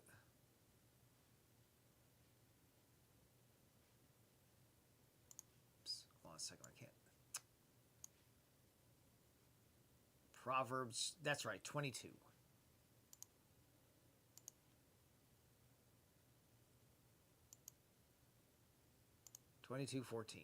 The mouth of the alien woman is a deep pit. He with whom Yahweh is indignant shall fall where into folly is tied to the heart of a youth. The club of discipline shall be put it far from him. I went into verse 15 because it kind of felt like it needed to fall into it. That is quite something. The mouth of the alien woman is a deep pit. Ye with whom Yahweh is indignant shall fall thereinto. Yes. You know what? And it's for the best that you follow that commandment. I wouldn't want the Jews falling into the pit of the Aryan woman. Those are my women. Anyway, that's my pit, damn it. Yeah, pit deep mouth of the alien. Yeah, alien woman is called Zerilath. Zerilath. Zerilath is a primitive root, zur, to turn aside, especially for lodging, hence to be a foreigner, strange, profane, specifically active participant to commit adultery. In the King James Bible, it comes from another, to come from another, man, place, fan, or go away, stranger, other thing. Yeah, okay. So,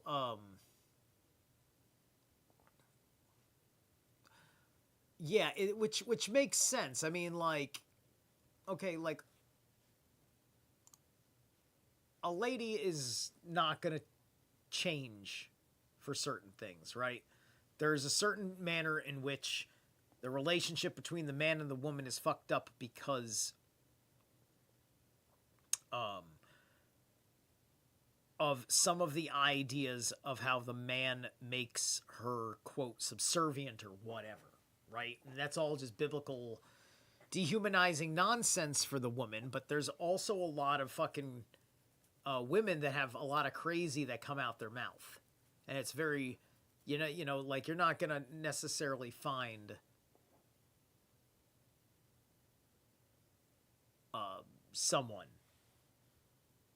that is going to change. Or like, crazy is, I've seen that, but that's not even, I'm sorry, that is rude and insulting to coming from my narcissistic tendencies, that I think that all of you guys don't make any sense and I'm the one that's sane around here, which is kind of true sometimes with the way psychosis has been playing itself out for the last 10 to 30 years, we'll say.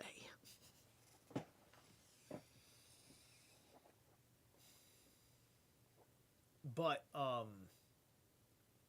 my point is that if you get into a relationship with a woman, there's certain things that you actually have to bend to for her. Not the things that we have known to bend to, the things that have been screwing up a man's soul, right?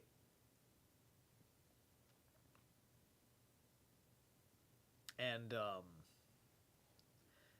it's all because we're not taught how to have these proper relationships with women.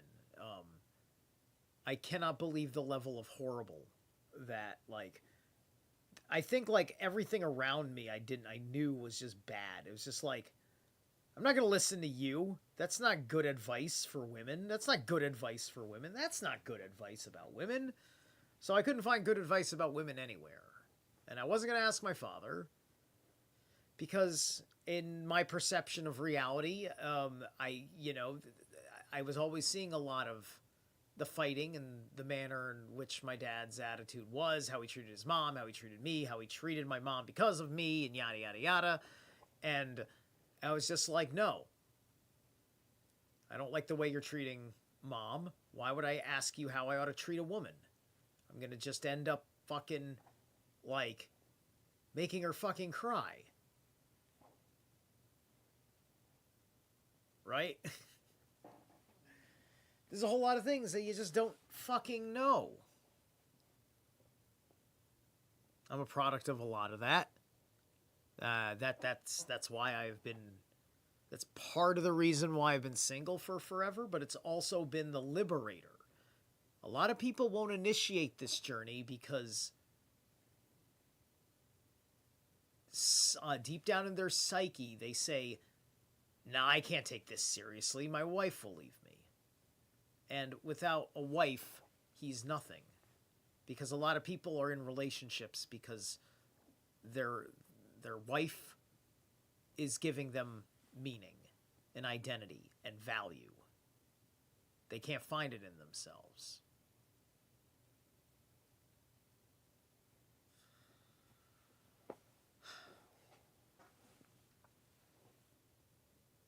Okay.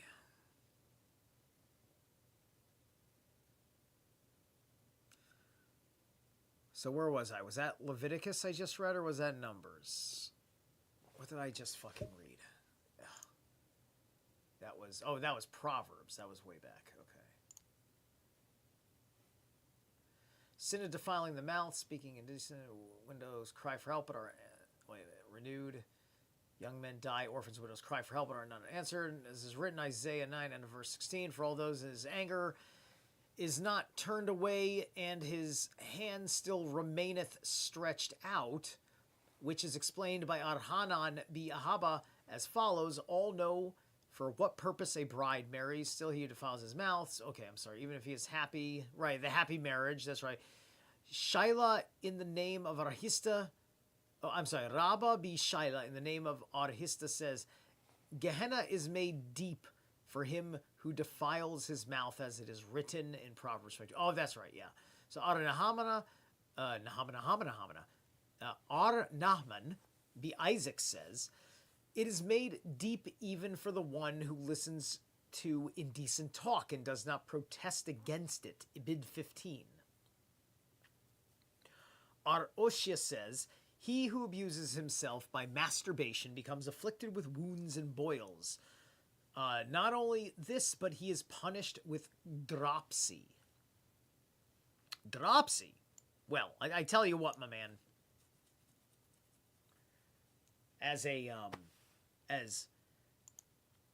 As one who needs to let off steam from time to time, I assure you there are no wounds and boils that happen to you in the process.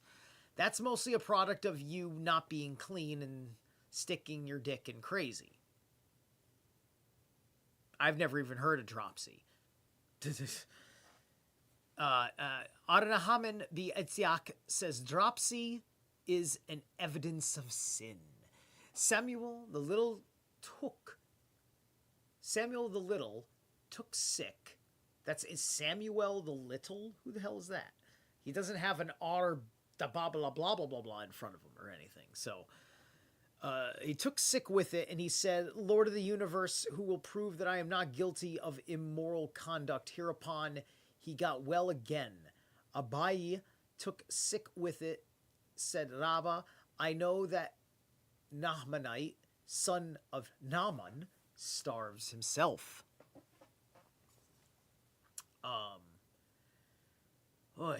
Who wants to live like this? Raise your hand. All right, well, they decided to elaborate on dropsy. Okay, so I'm gonna ask, what is the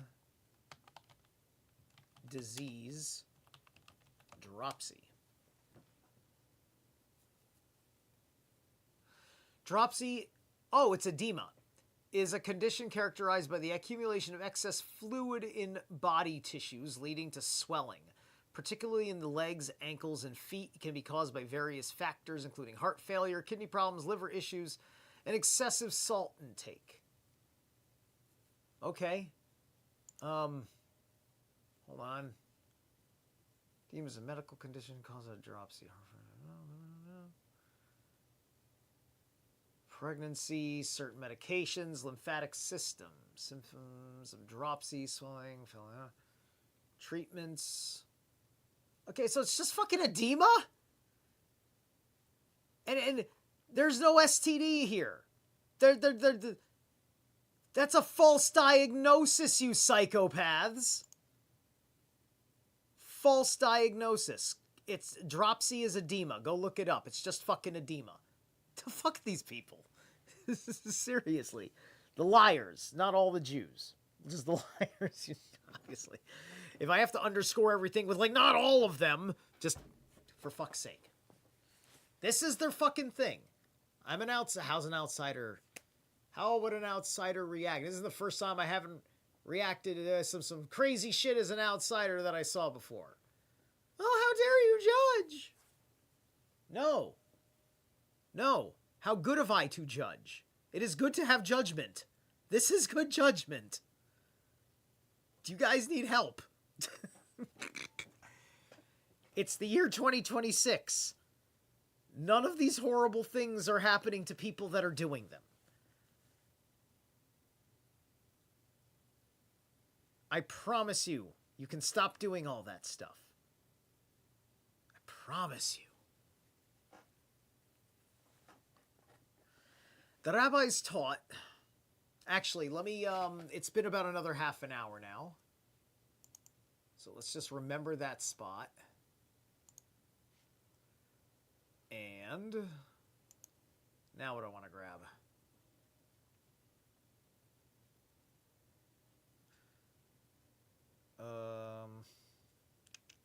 There's a lot of interesting stuff. I'm looking at the side tab here on YouTube and some interesting titles I'm wanting to grab.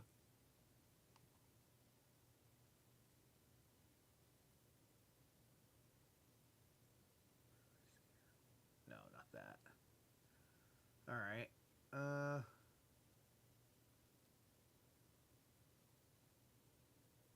that's 8 minutes now.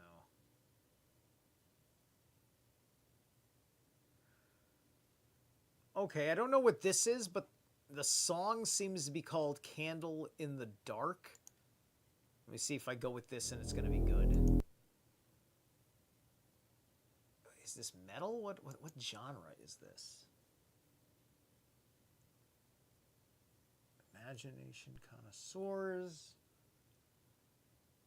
Author Robert Meyer. This sounds like, hold on.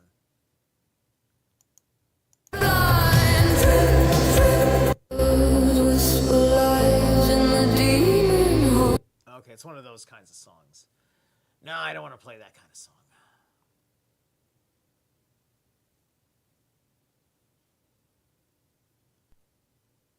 Let's try Paganizer with Devoured. We're gonna do Devoured. We're gonna do it.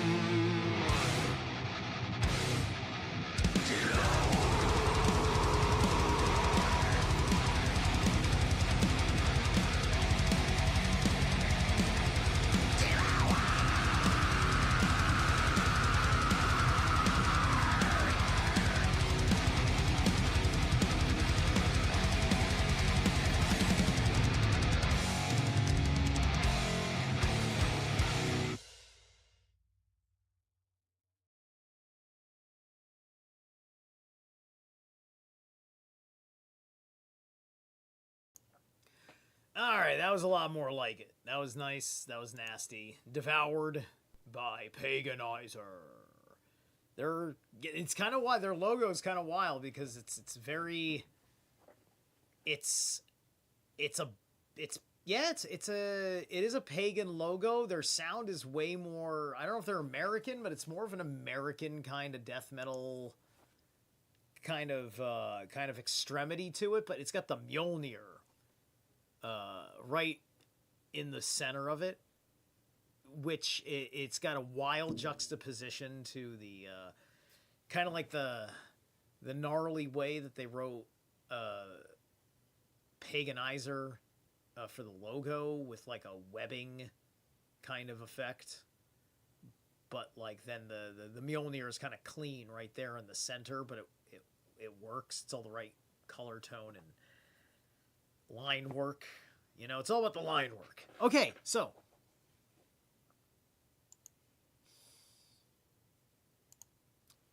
we are here.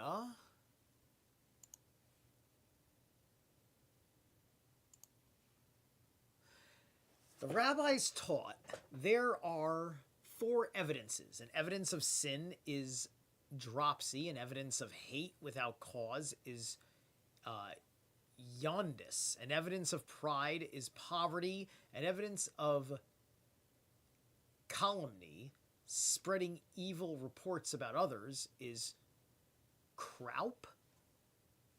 The sickness of croup becomes epidemic for the sin of neglecting to give tithes. For Elazar Bios said, only for the sin of calumny. Interesting.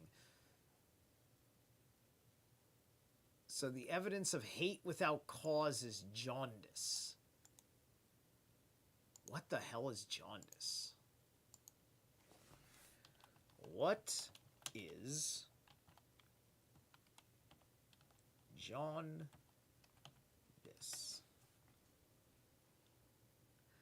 It's a medical condition characterized by a yellowish discoloration of the skin and the whites of the eyes caused by high levels of bilirubin in the blood. It can indicate underlying health issues, particularly related to the liver or blood disorders. Causes of jaundice. Prehepatic jaundice is caused by excessive breakdown of red blood cells, anemia, hepatitis, prostatic symptoms, right? Diagnosis, including liver disease such as hepatitis, activated liver. Okay, right. So, like, that's drinking. Like, you're gonna get that from, like, drinking. Bile ducts, gallstones, pancreatic cancer. Okay, right. Yeah. So it's liver disease. It's basically liver disease. So hate without cause would be this jaundice thing. If there is a correlation between physiological health and when you are in a state of hatefulness and the way that affects your liver, I could see that as maybe.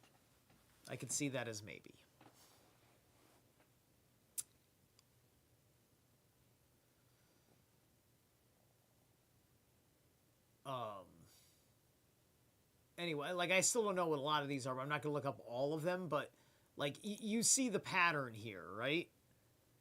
It's like, do these guys think that, like, do they know that there's other ways that these symptoms arise? Do they literally, like within the Talmud, like, this is their sayings? But I mean, like, there's a lot of stuff that's logical that I've seen, rational, etc., based on plenty of observationals, like when we're talking about the oils and the wicks and things like that. But then now you've got, like, all of these medical reports, and like I don't even know where you get the adjacent issue to the sin to make the medical problem make sense. I don't even know where you grab that from, right? Because if science knows this amongst the Gentiles to only happen under creating these conditions in the body that have nothing to do with even the habitual sins being alluded to in here, then how do they know that it's coming as a goddamn affliction and the guy just hasn't been fucking drinking? Is it an affliction of the Lord, or is it an affliction of his fucking whiskey?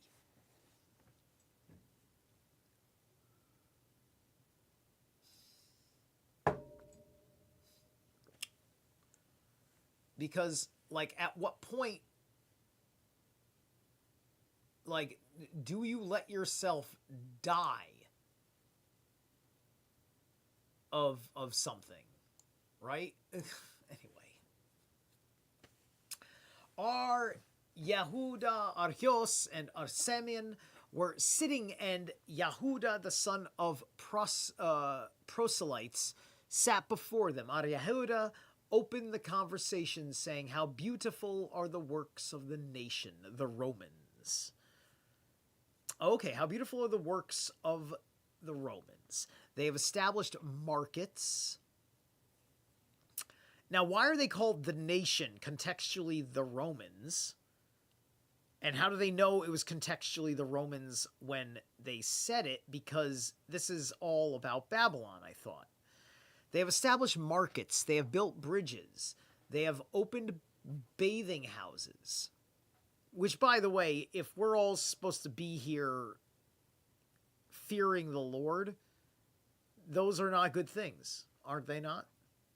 Archios said nothing, but Simeon B. Yohai said, "All these things they have instituted for their own sake. Their markets are gathering places for harlots. They have built baths for the purpose of indulging themselves in their comforts. They've built bridges to collect tolls from those who cross them." You know what? I'll side with the Jews. If the Jews are against bridge tolls, that's almost like they aren't the troll under the bridge. Look, I'm on his side with this.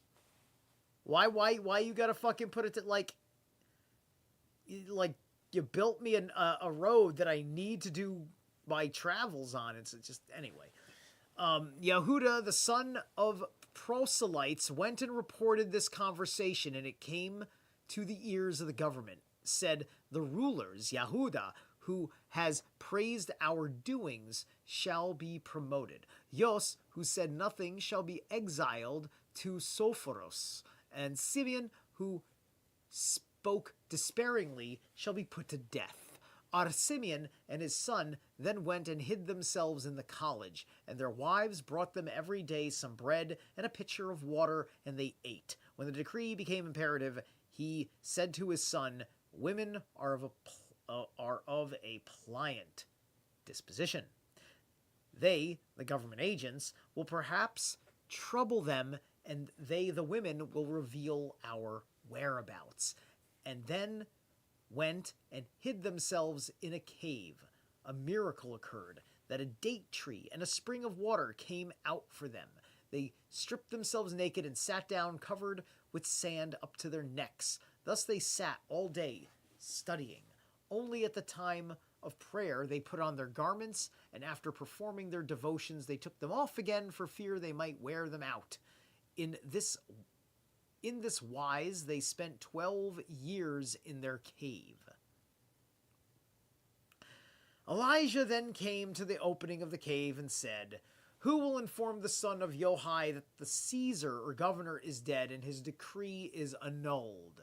Hereupon they left the cave. They then went forth and saw men who were plowing and sowing grain, and said of Simeon, "These people leave the works which led to everlasting life and occupy themselves with worldly things." After this, every place where they chanced to turn their eyes was burned. Suddenly, a bath coal, or heavenly voice, was heard. A bath coal. Interesting. Now I want to know what this is. I want to know what a bath coal is. It means heavenly voice, but in what context? Come on. Ah.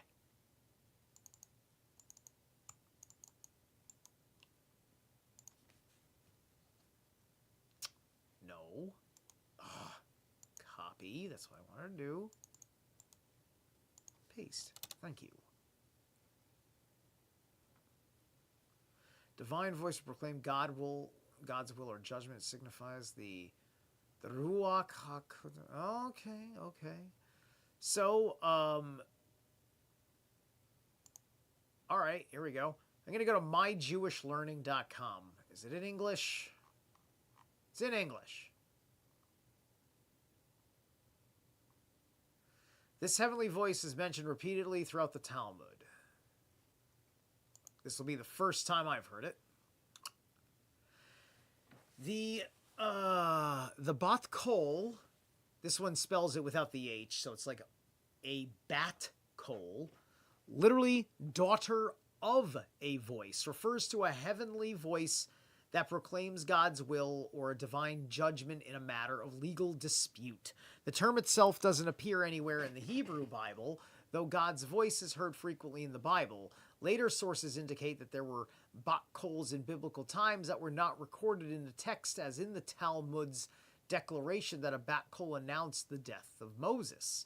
The clearest statement of the nature of the bat kol is the Talmud's declaration that the bat kol serves as a means of communication between God and humankind after the end of the prophetic era.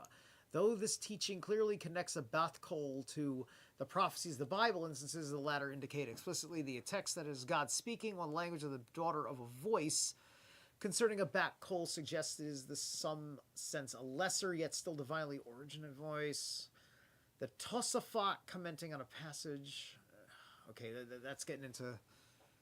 Yeah. Okay. All right. Term appears twice in the Mishnah, but is found frequently in the Talmud. Okay, so there's only two Mishnah that reference the bat kol, but those two Mishnah must be referenced more often in the Talmud because it's frequently in the Talmud. Perhaps most famously in the story of the oven of Achnai. In this story, which appears in the Talmud, all right, let's not do any spoilers. Finally, he declares that heaven is proof. All right. Well, anyway, that's good. So you know what that is. That's the judgment card in Rider-Waite-Smith. That's what that sounds like to me. This would also mean that it's akin to Heimdall's horn in a certain sense, right? It's that kind of thing. And so the Jews would have understood that the time, like back in the 2012 period of time, especially out in the Midwest and stuff, there would be well above the ambient noise, the sound of an discordant,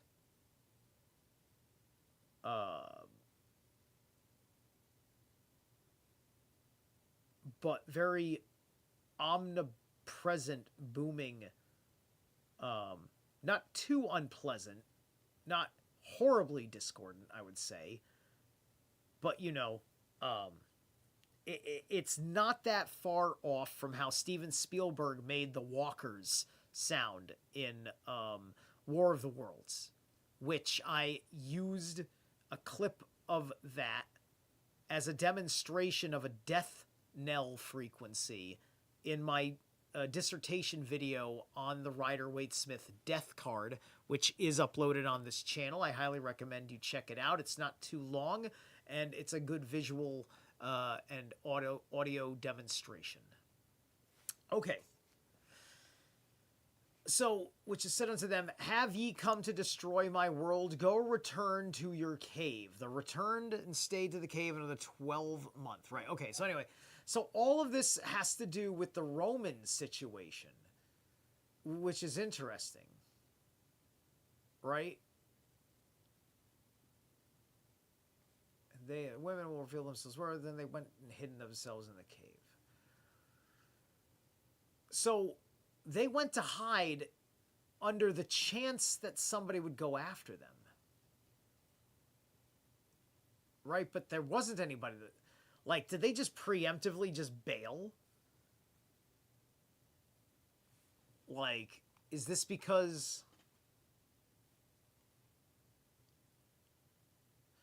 All these things they have instituted for their own sake, who praise in doing all things shall be promoted. Who said nothing shall be exiled. Praised our doings shall be promoted. Okay, and those who said nothing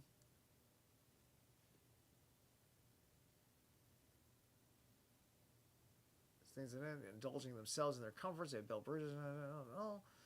So they went. Okay. He wasn't complaining. He was complimenting them on it. I thought he was going in a this is against the Lord kind of situation, right? So the one who was silent basically insulted them. All right. Well, anyway, okay, I got a good enough understanding of that. That's fine. Sunset, they saw a man hurrying with 2 bunches of myrtle in his hand. What are they for? They asked him. To honor the Sabbath, was the reply. Would not 1 bunch be enough? Nay, 1 is for the command. Remember, the other for the command observe, said the man. So remember and observe. Said Simeon to his son, behold how Israel loves the commands of God. This reassured them. Okay, so he made the excuse that you can do more than 1 if you are making an offering for both, which is an even more holy way of doing it, is what they're kind of saying here, right? And I find it interesting. Observe and remember, right? Yeah, remember and observe. These are offerings, like, if as a pagan, I would have understood those as offerings to Hugin and Munin. The observer is thought. And then we all know memory. Look at that. Howard's on point with the delay. With the delay, Howard, I want you to understand that literally I saw you type that the second I finished saying the sentence myself. Good sync. Good sync. Like, you know me well. All right.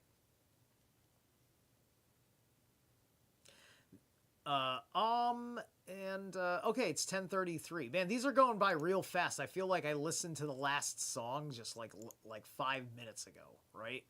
So, we're gonna do one last song, and then we'll be closing out at some point around 11. Let's see.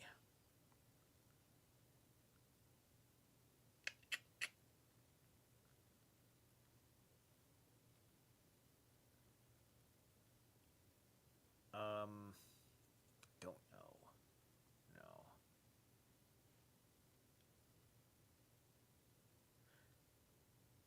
All right, we're going to try. This is Witch Throne with Reborn. Darn it. With Reborn Hatred.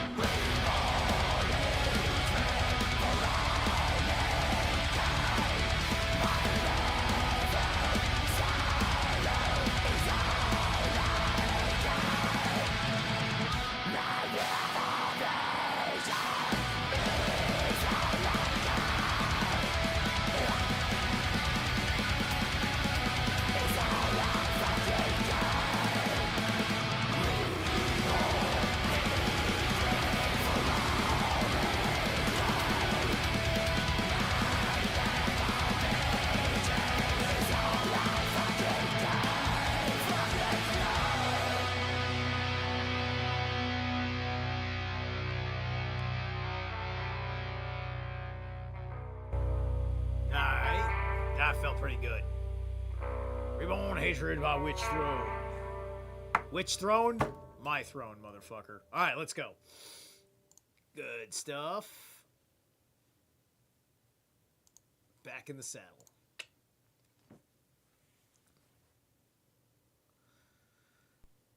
So, Simeon's father-in-law, Pinhas b Yair, heard that they were coming and went to meet them. He took them to the bathhouse. While Simeon was cleaning his own body, Pinhas noticed that it was full of blisters, tears ran from his eyes when he saw this, and the tears falling upon the flesh of his son-in-law caused Simeon's pain. Said Pinhas, "Woe unto me that I see thee in the state." Simeon rejoined, "Well unto thee that thou seest me so. For if thou hast not seen me in the state, thou couldst not find in me all the learning that thou canst find in me now."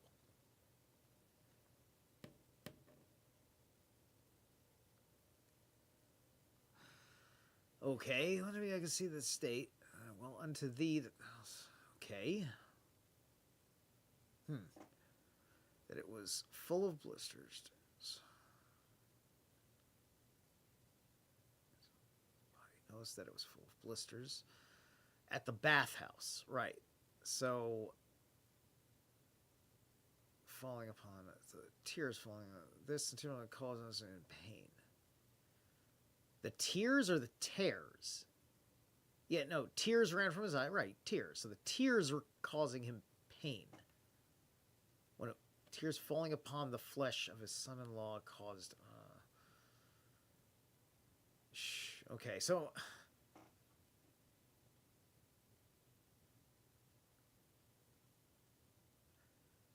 Okay. I think so it's just kind of like a grief thing because he found his son-in-law sick? Sure. All right, well, like, okay, that's a little bit over my head, so we're gonna move along. Mishnah 8. One must say 3 things in his house on Friday when it is getting dark. Have you set aside the tithes from the fruit which is to be eaten on the Sabbath? Have you put up the eruv, and light ye the lamp? When one is in doubt whether darkness has set in, he must not separate tithes from fruit of which he is certain that tithes had not been set aside. He shall not put vessels under process of lavation, and he shall not light a lamp any more, but he may set aside tithes from fruit of which he is not certain that tithes have been set aside, and he may put up the erub and also put his victuals into the stove for the purpose of keeping them warm.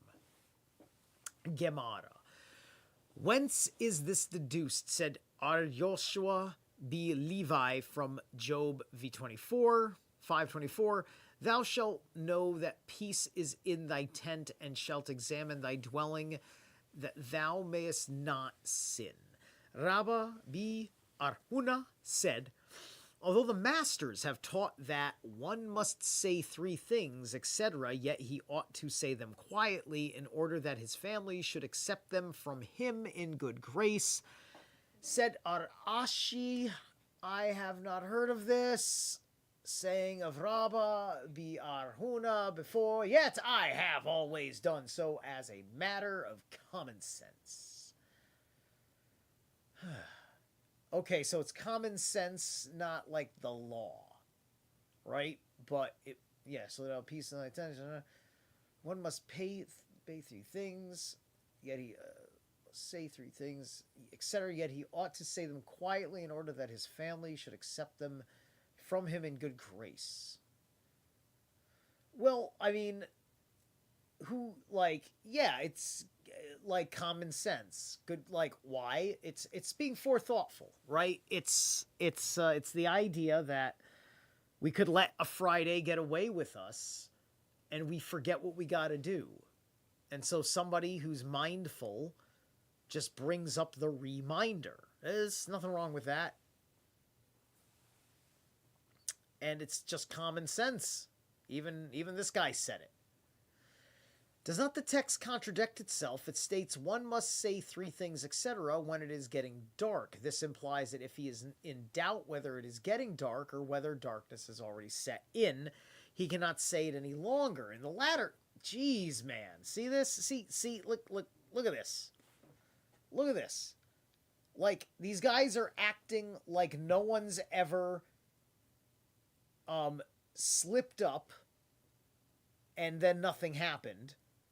And it's just like, wait a minute, here's a story, not of what a guy said to do, as he remembered a story said, but he witnessed an experience, he was part of an experience where he screwed up, and the consequence by God never came. Now, and you know, and I don't know if there's probably a sin offering. Maybe he had to give a sin offering because somebody saw him sinning.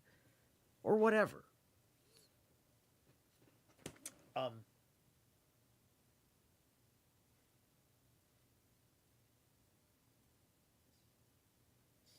When it's dark, applies. Okay, you cannot say it any longer. In the latter part, however, it says, if he is in doubt, etc., he may put up an erub. An irub, or erub. Is it...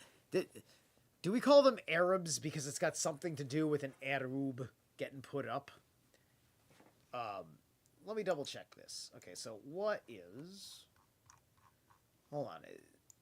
If this thing's got Talmudic...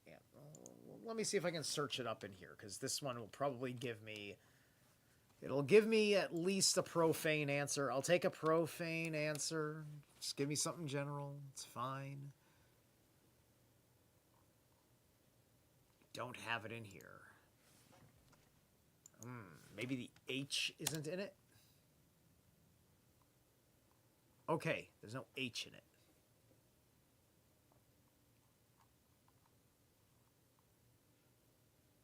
Daf Yomi Tractate Zevashim. Zevashim 95. Doing the laundry?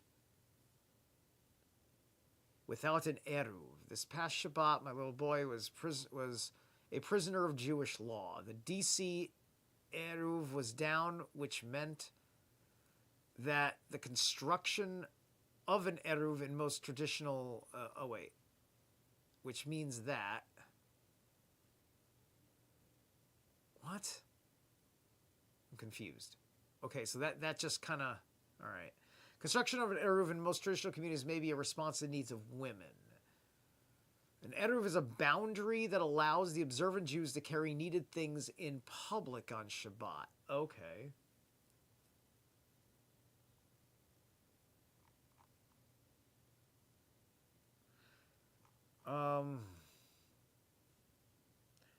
So the eruv and the eruv may put up like something to hold it, kind of to say things, and when it is getting dark, it implies it's getting darker. However, it says, if he is in doubt, etc., he may put up an erub. And maybe the eruv and the erub are two different things. I don't know. It's not in there. I don't have the right spelling then. Well, actually, wait. Hold on a second. Let me just leave this website. I'm kind of surprised that I didn't get a thing. All right.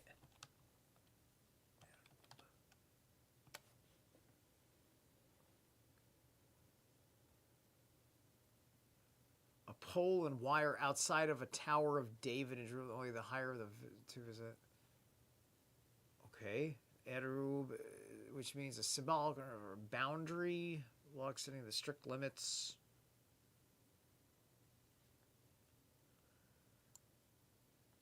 Oh, okay. The erub is like, remember all the boundary markers in the beginning of the book? It's what you call the boundary markers is the erub. And so the boundary markers is to reconcile for all the shit you can't do because it's already gotten dark or something. Right? It's a necessary thing that you have to do because of the other thing. Bureaucratic parliamentary fucking process. I do not want to live under Judeo-Christian law. I refuse, I reject, I denounce Judeo-Christian law. I'll live by the good laws of my ancestors, going back unto the Jin region. And so it is. Said Ar'eba in the name of Arhaya Biashi, quoting Rab, it presents no difficulty. In the first part it speaks of an Erub of Tekum that marks the boundary of 2,000 ells around the city, where it is allowed for one to walk on Sabbath. In the latter part, it speaks of an Erub by which the neighbors of adjoining courts make common cause. Rabbah said the rabbis have prohibited putting victuals among things that preserve but that do not increase the heat after dark, for fear lest one find them too cold and be tempted to make them boil. Said Abaye to him, if such is the case, why did they not enact the same prohibition for the time when it is twilight also? Answered Rabbah, at that time the pots are generally boiling hot.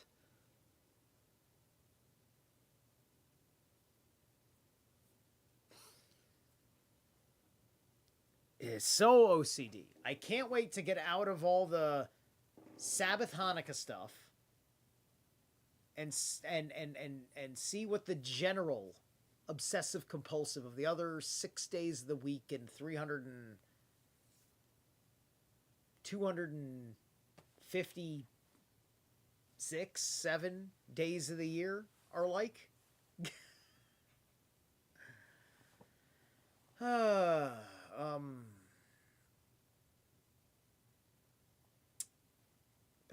Latter part speak of an erub by which the neighbors of adjoining courts makes common sense. Okay, so, all right, so that's responding to the erub up above. Okay, good. All right. Rabbah said the rabbis have prohibited putting victuals among things that preserve but that do not increase the heat after dark, for fear. For the pots are boiling, right? Yeah, okay. So anyway, Rabbah said again, why was it said that one must not put victuals among things that increase the heat when it is yet day, for fear lest one put them in cinders where there are yet live coals? Said Abaye to him, what harm is there? Let him do so. And he answered, it may be feared lest he be tempted to stir the burning coals. The rabbis taught which is the time of twilight, when the sun sets and the eastern sky is red, when the lower edge of the cloud is dark, while the upper part is not yet dark, but when the upper edge of such a cloud is as dark as the lower, night has set in. So, says Ar-Yehuda Ar-Nehemiah, says the duration of twilight is the time one takes to walk a mile from the moment the sun sets. Archios says twilight is like the twinkling of an eye. The one day goes out, the other night comes in, and it is impossible to determine it. And each of them is in accordance with his theory elsewhere, as it was taught. What is the duration of twilight? Rabbah, in the name of Ar-Yehuda, quoting Samuel, said, the time it takes to walk 3/4 of a mile. And Ar-Yosef said, in the name of the same authority, 2/3 of a mile, the difference between them is a half a danka. The contrary is the case when a beehive is concerned. In the case of Rabbah said, a beehive of 2 curs, one may move on the Sabbath, of 3 one shall not. Ar-Yosef, however, said the one may move even a hive of 3 curs, but one of 4 is forbidden. Is this like how one must throw the holy hand grenade of Antioch? One must count unto 3.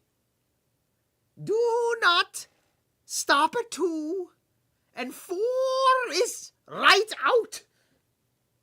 Anyway, I'm sorry, I had to. Perfect time. Okay. I said, I've inquired to the master at the time of the deed, and he did not even permit me to move 1 or 2 curs. Rabbah saw that Abaya was, one Friday, looking toward the east to calculate the duration of twilight, and said he to him, Dost thou think the master spoke of the sky in the east? They spoke of an object in the east that reflects the red sky of the west, like a window placed eastward on the setting sun. It takes one to walk half a mile, said Hanana. If one wishes to know the time according to Nehemiah's calculation, he should leave the sun, see it set on the top of the Carmel, a certain mountain peak on the seacoast, go down, dive into the sea, and go up the mountain again. This will give him the exact time. This is all relevant to you, like how long it takes you to walk 3/4 of a mile. Not every Jew is going to have the same stride. You're going to have different length legs. And it said nothing of the anal retentiveness of having to walk a Jewish stride of 3.5 paces or something. Is there a Jewish stride law that I'm going to find in here that is going to assure you the uniformity of the time it takes to walk 3.5 miles?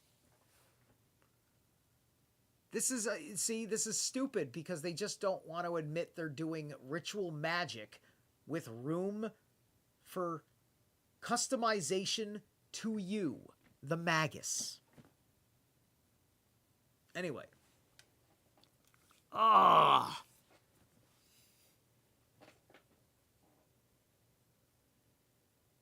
Go down, dive into the sea, and go up the mountain again. This will give him the exact time. Arihuda, however, in the name of Samuel said, to know the exact time of twilight may be fixed thus. If only 1 star can be seen in the sky, it is yet day. If 2 stars, it is twilight. 3 stars, it is night. And so also we have learned plainly in a Boretha with the addition, said Archios, that stars mentioned do not mean the big stars that can be seen in daytime, and not the small stars, which cannot easily be seen at night, but stars of medium size. I don't know what the small stars you can't see are. I understand the big stars. Does this count Jupiter, which can often be seen at dawn and dusk? Like Venus can be seen at dawn and dusk? Okay, it's about 11 o'clock, and instead of going crazy over 11, I just want to go a little over 11 with the outro. Excuse me. That's going to be the show for tonight. We're at page 77. So, I think that would be roughly 1/4 of the way through the book. At 346 over here, I'd say we're about 1/4 of the way through the book. Making good time. And, hopefully if I am going to be working, and if I'm not going to be working, I've properly straightened out, my income stream and will not have to freak out about it in my downtime. And continue to deliver high quality shit at a low brow delivery. Okay. Thank you so much. Remember, Sunday night about 6 o'clock, I'm going to have Isa Arzlib back on to talk about the artifacts in Mexico, the Bogosphere, the crazy science, and all the other things going on with the ancient Egypto-Sumerian artifacts found in Mexico, of all freakwad places. All right. Peace.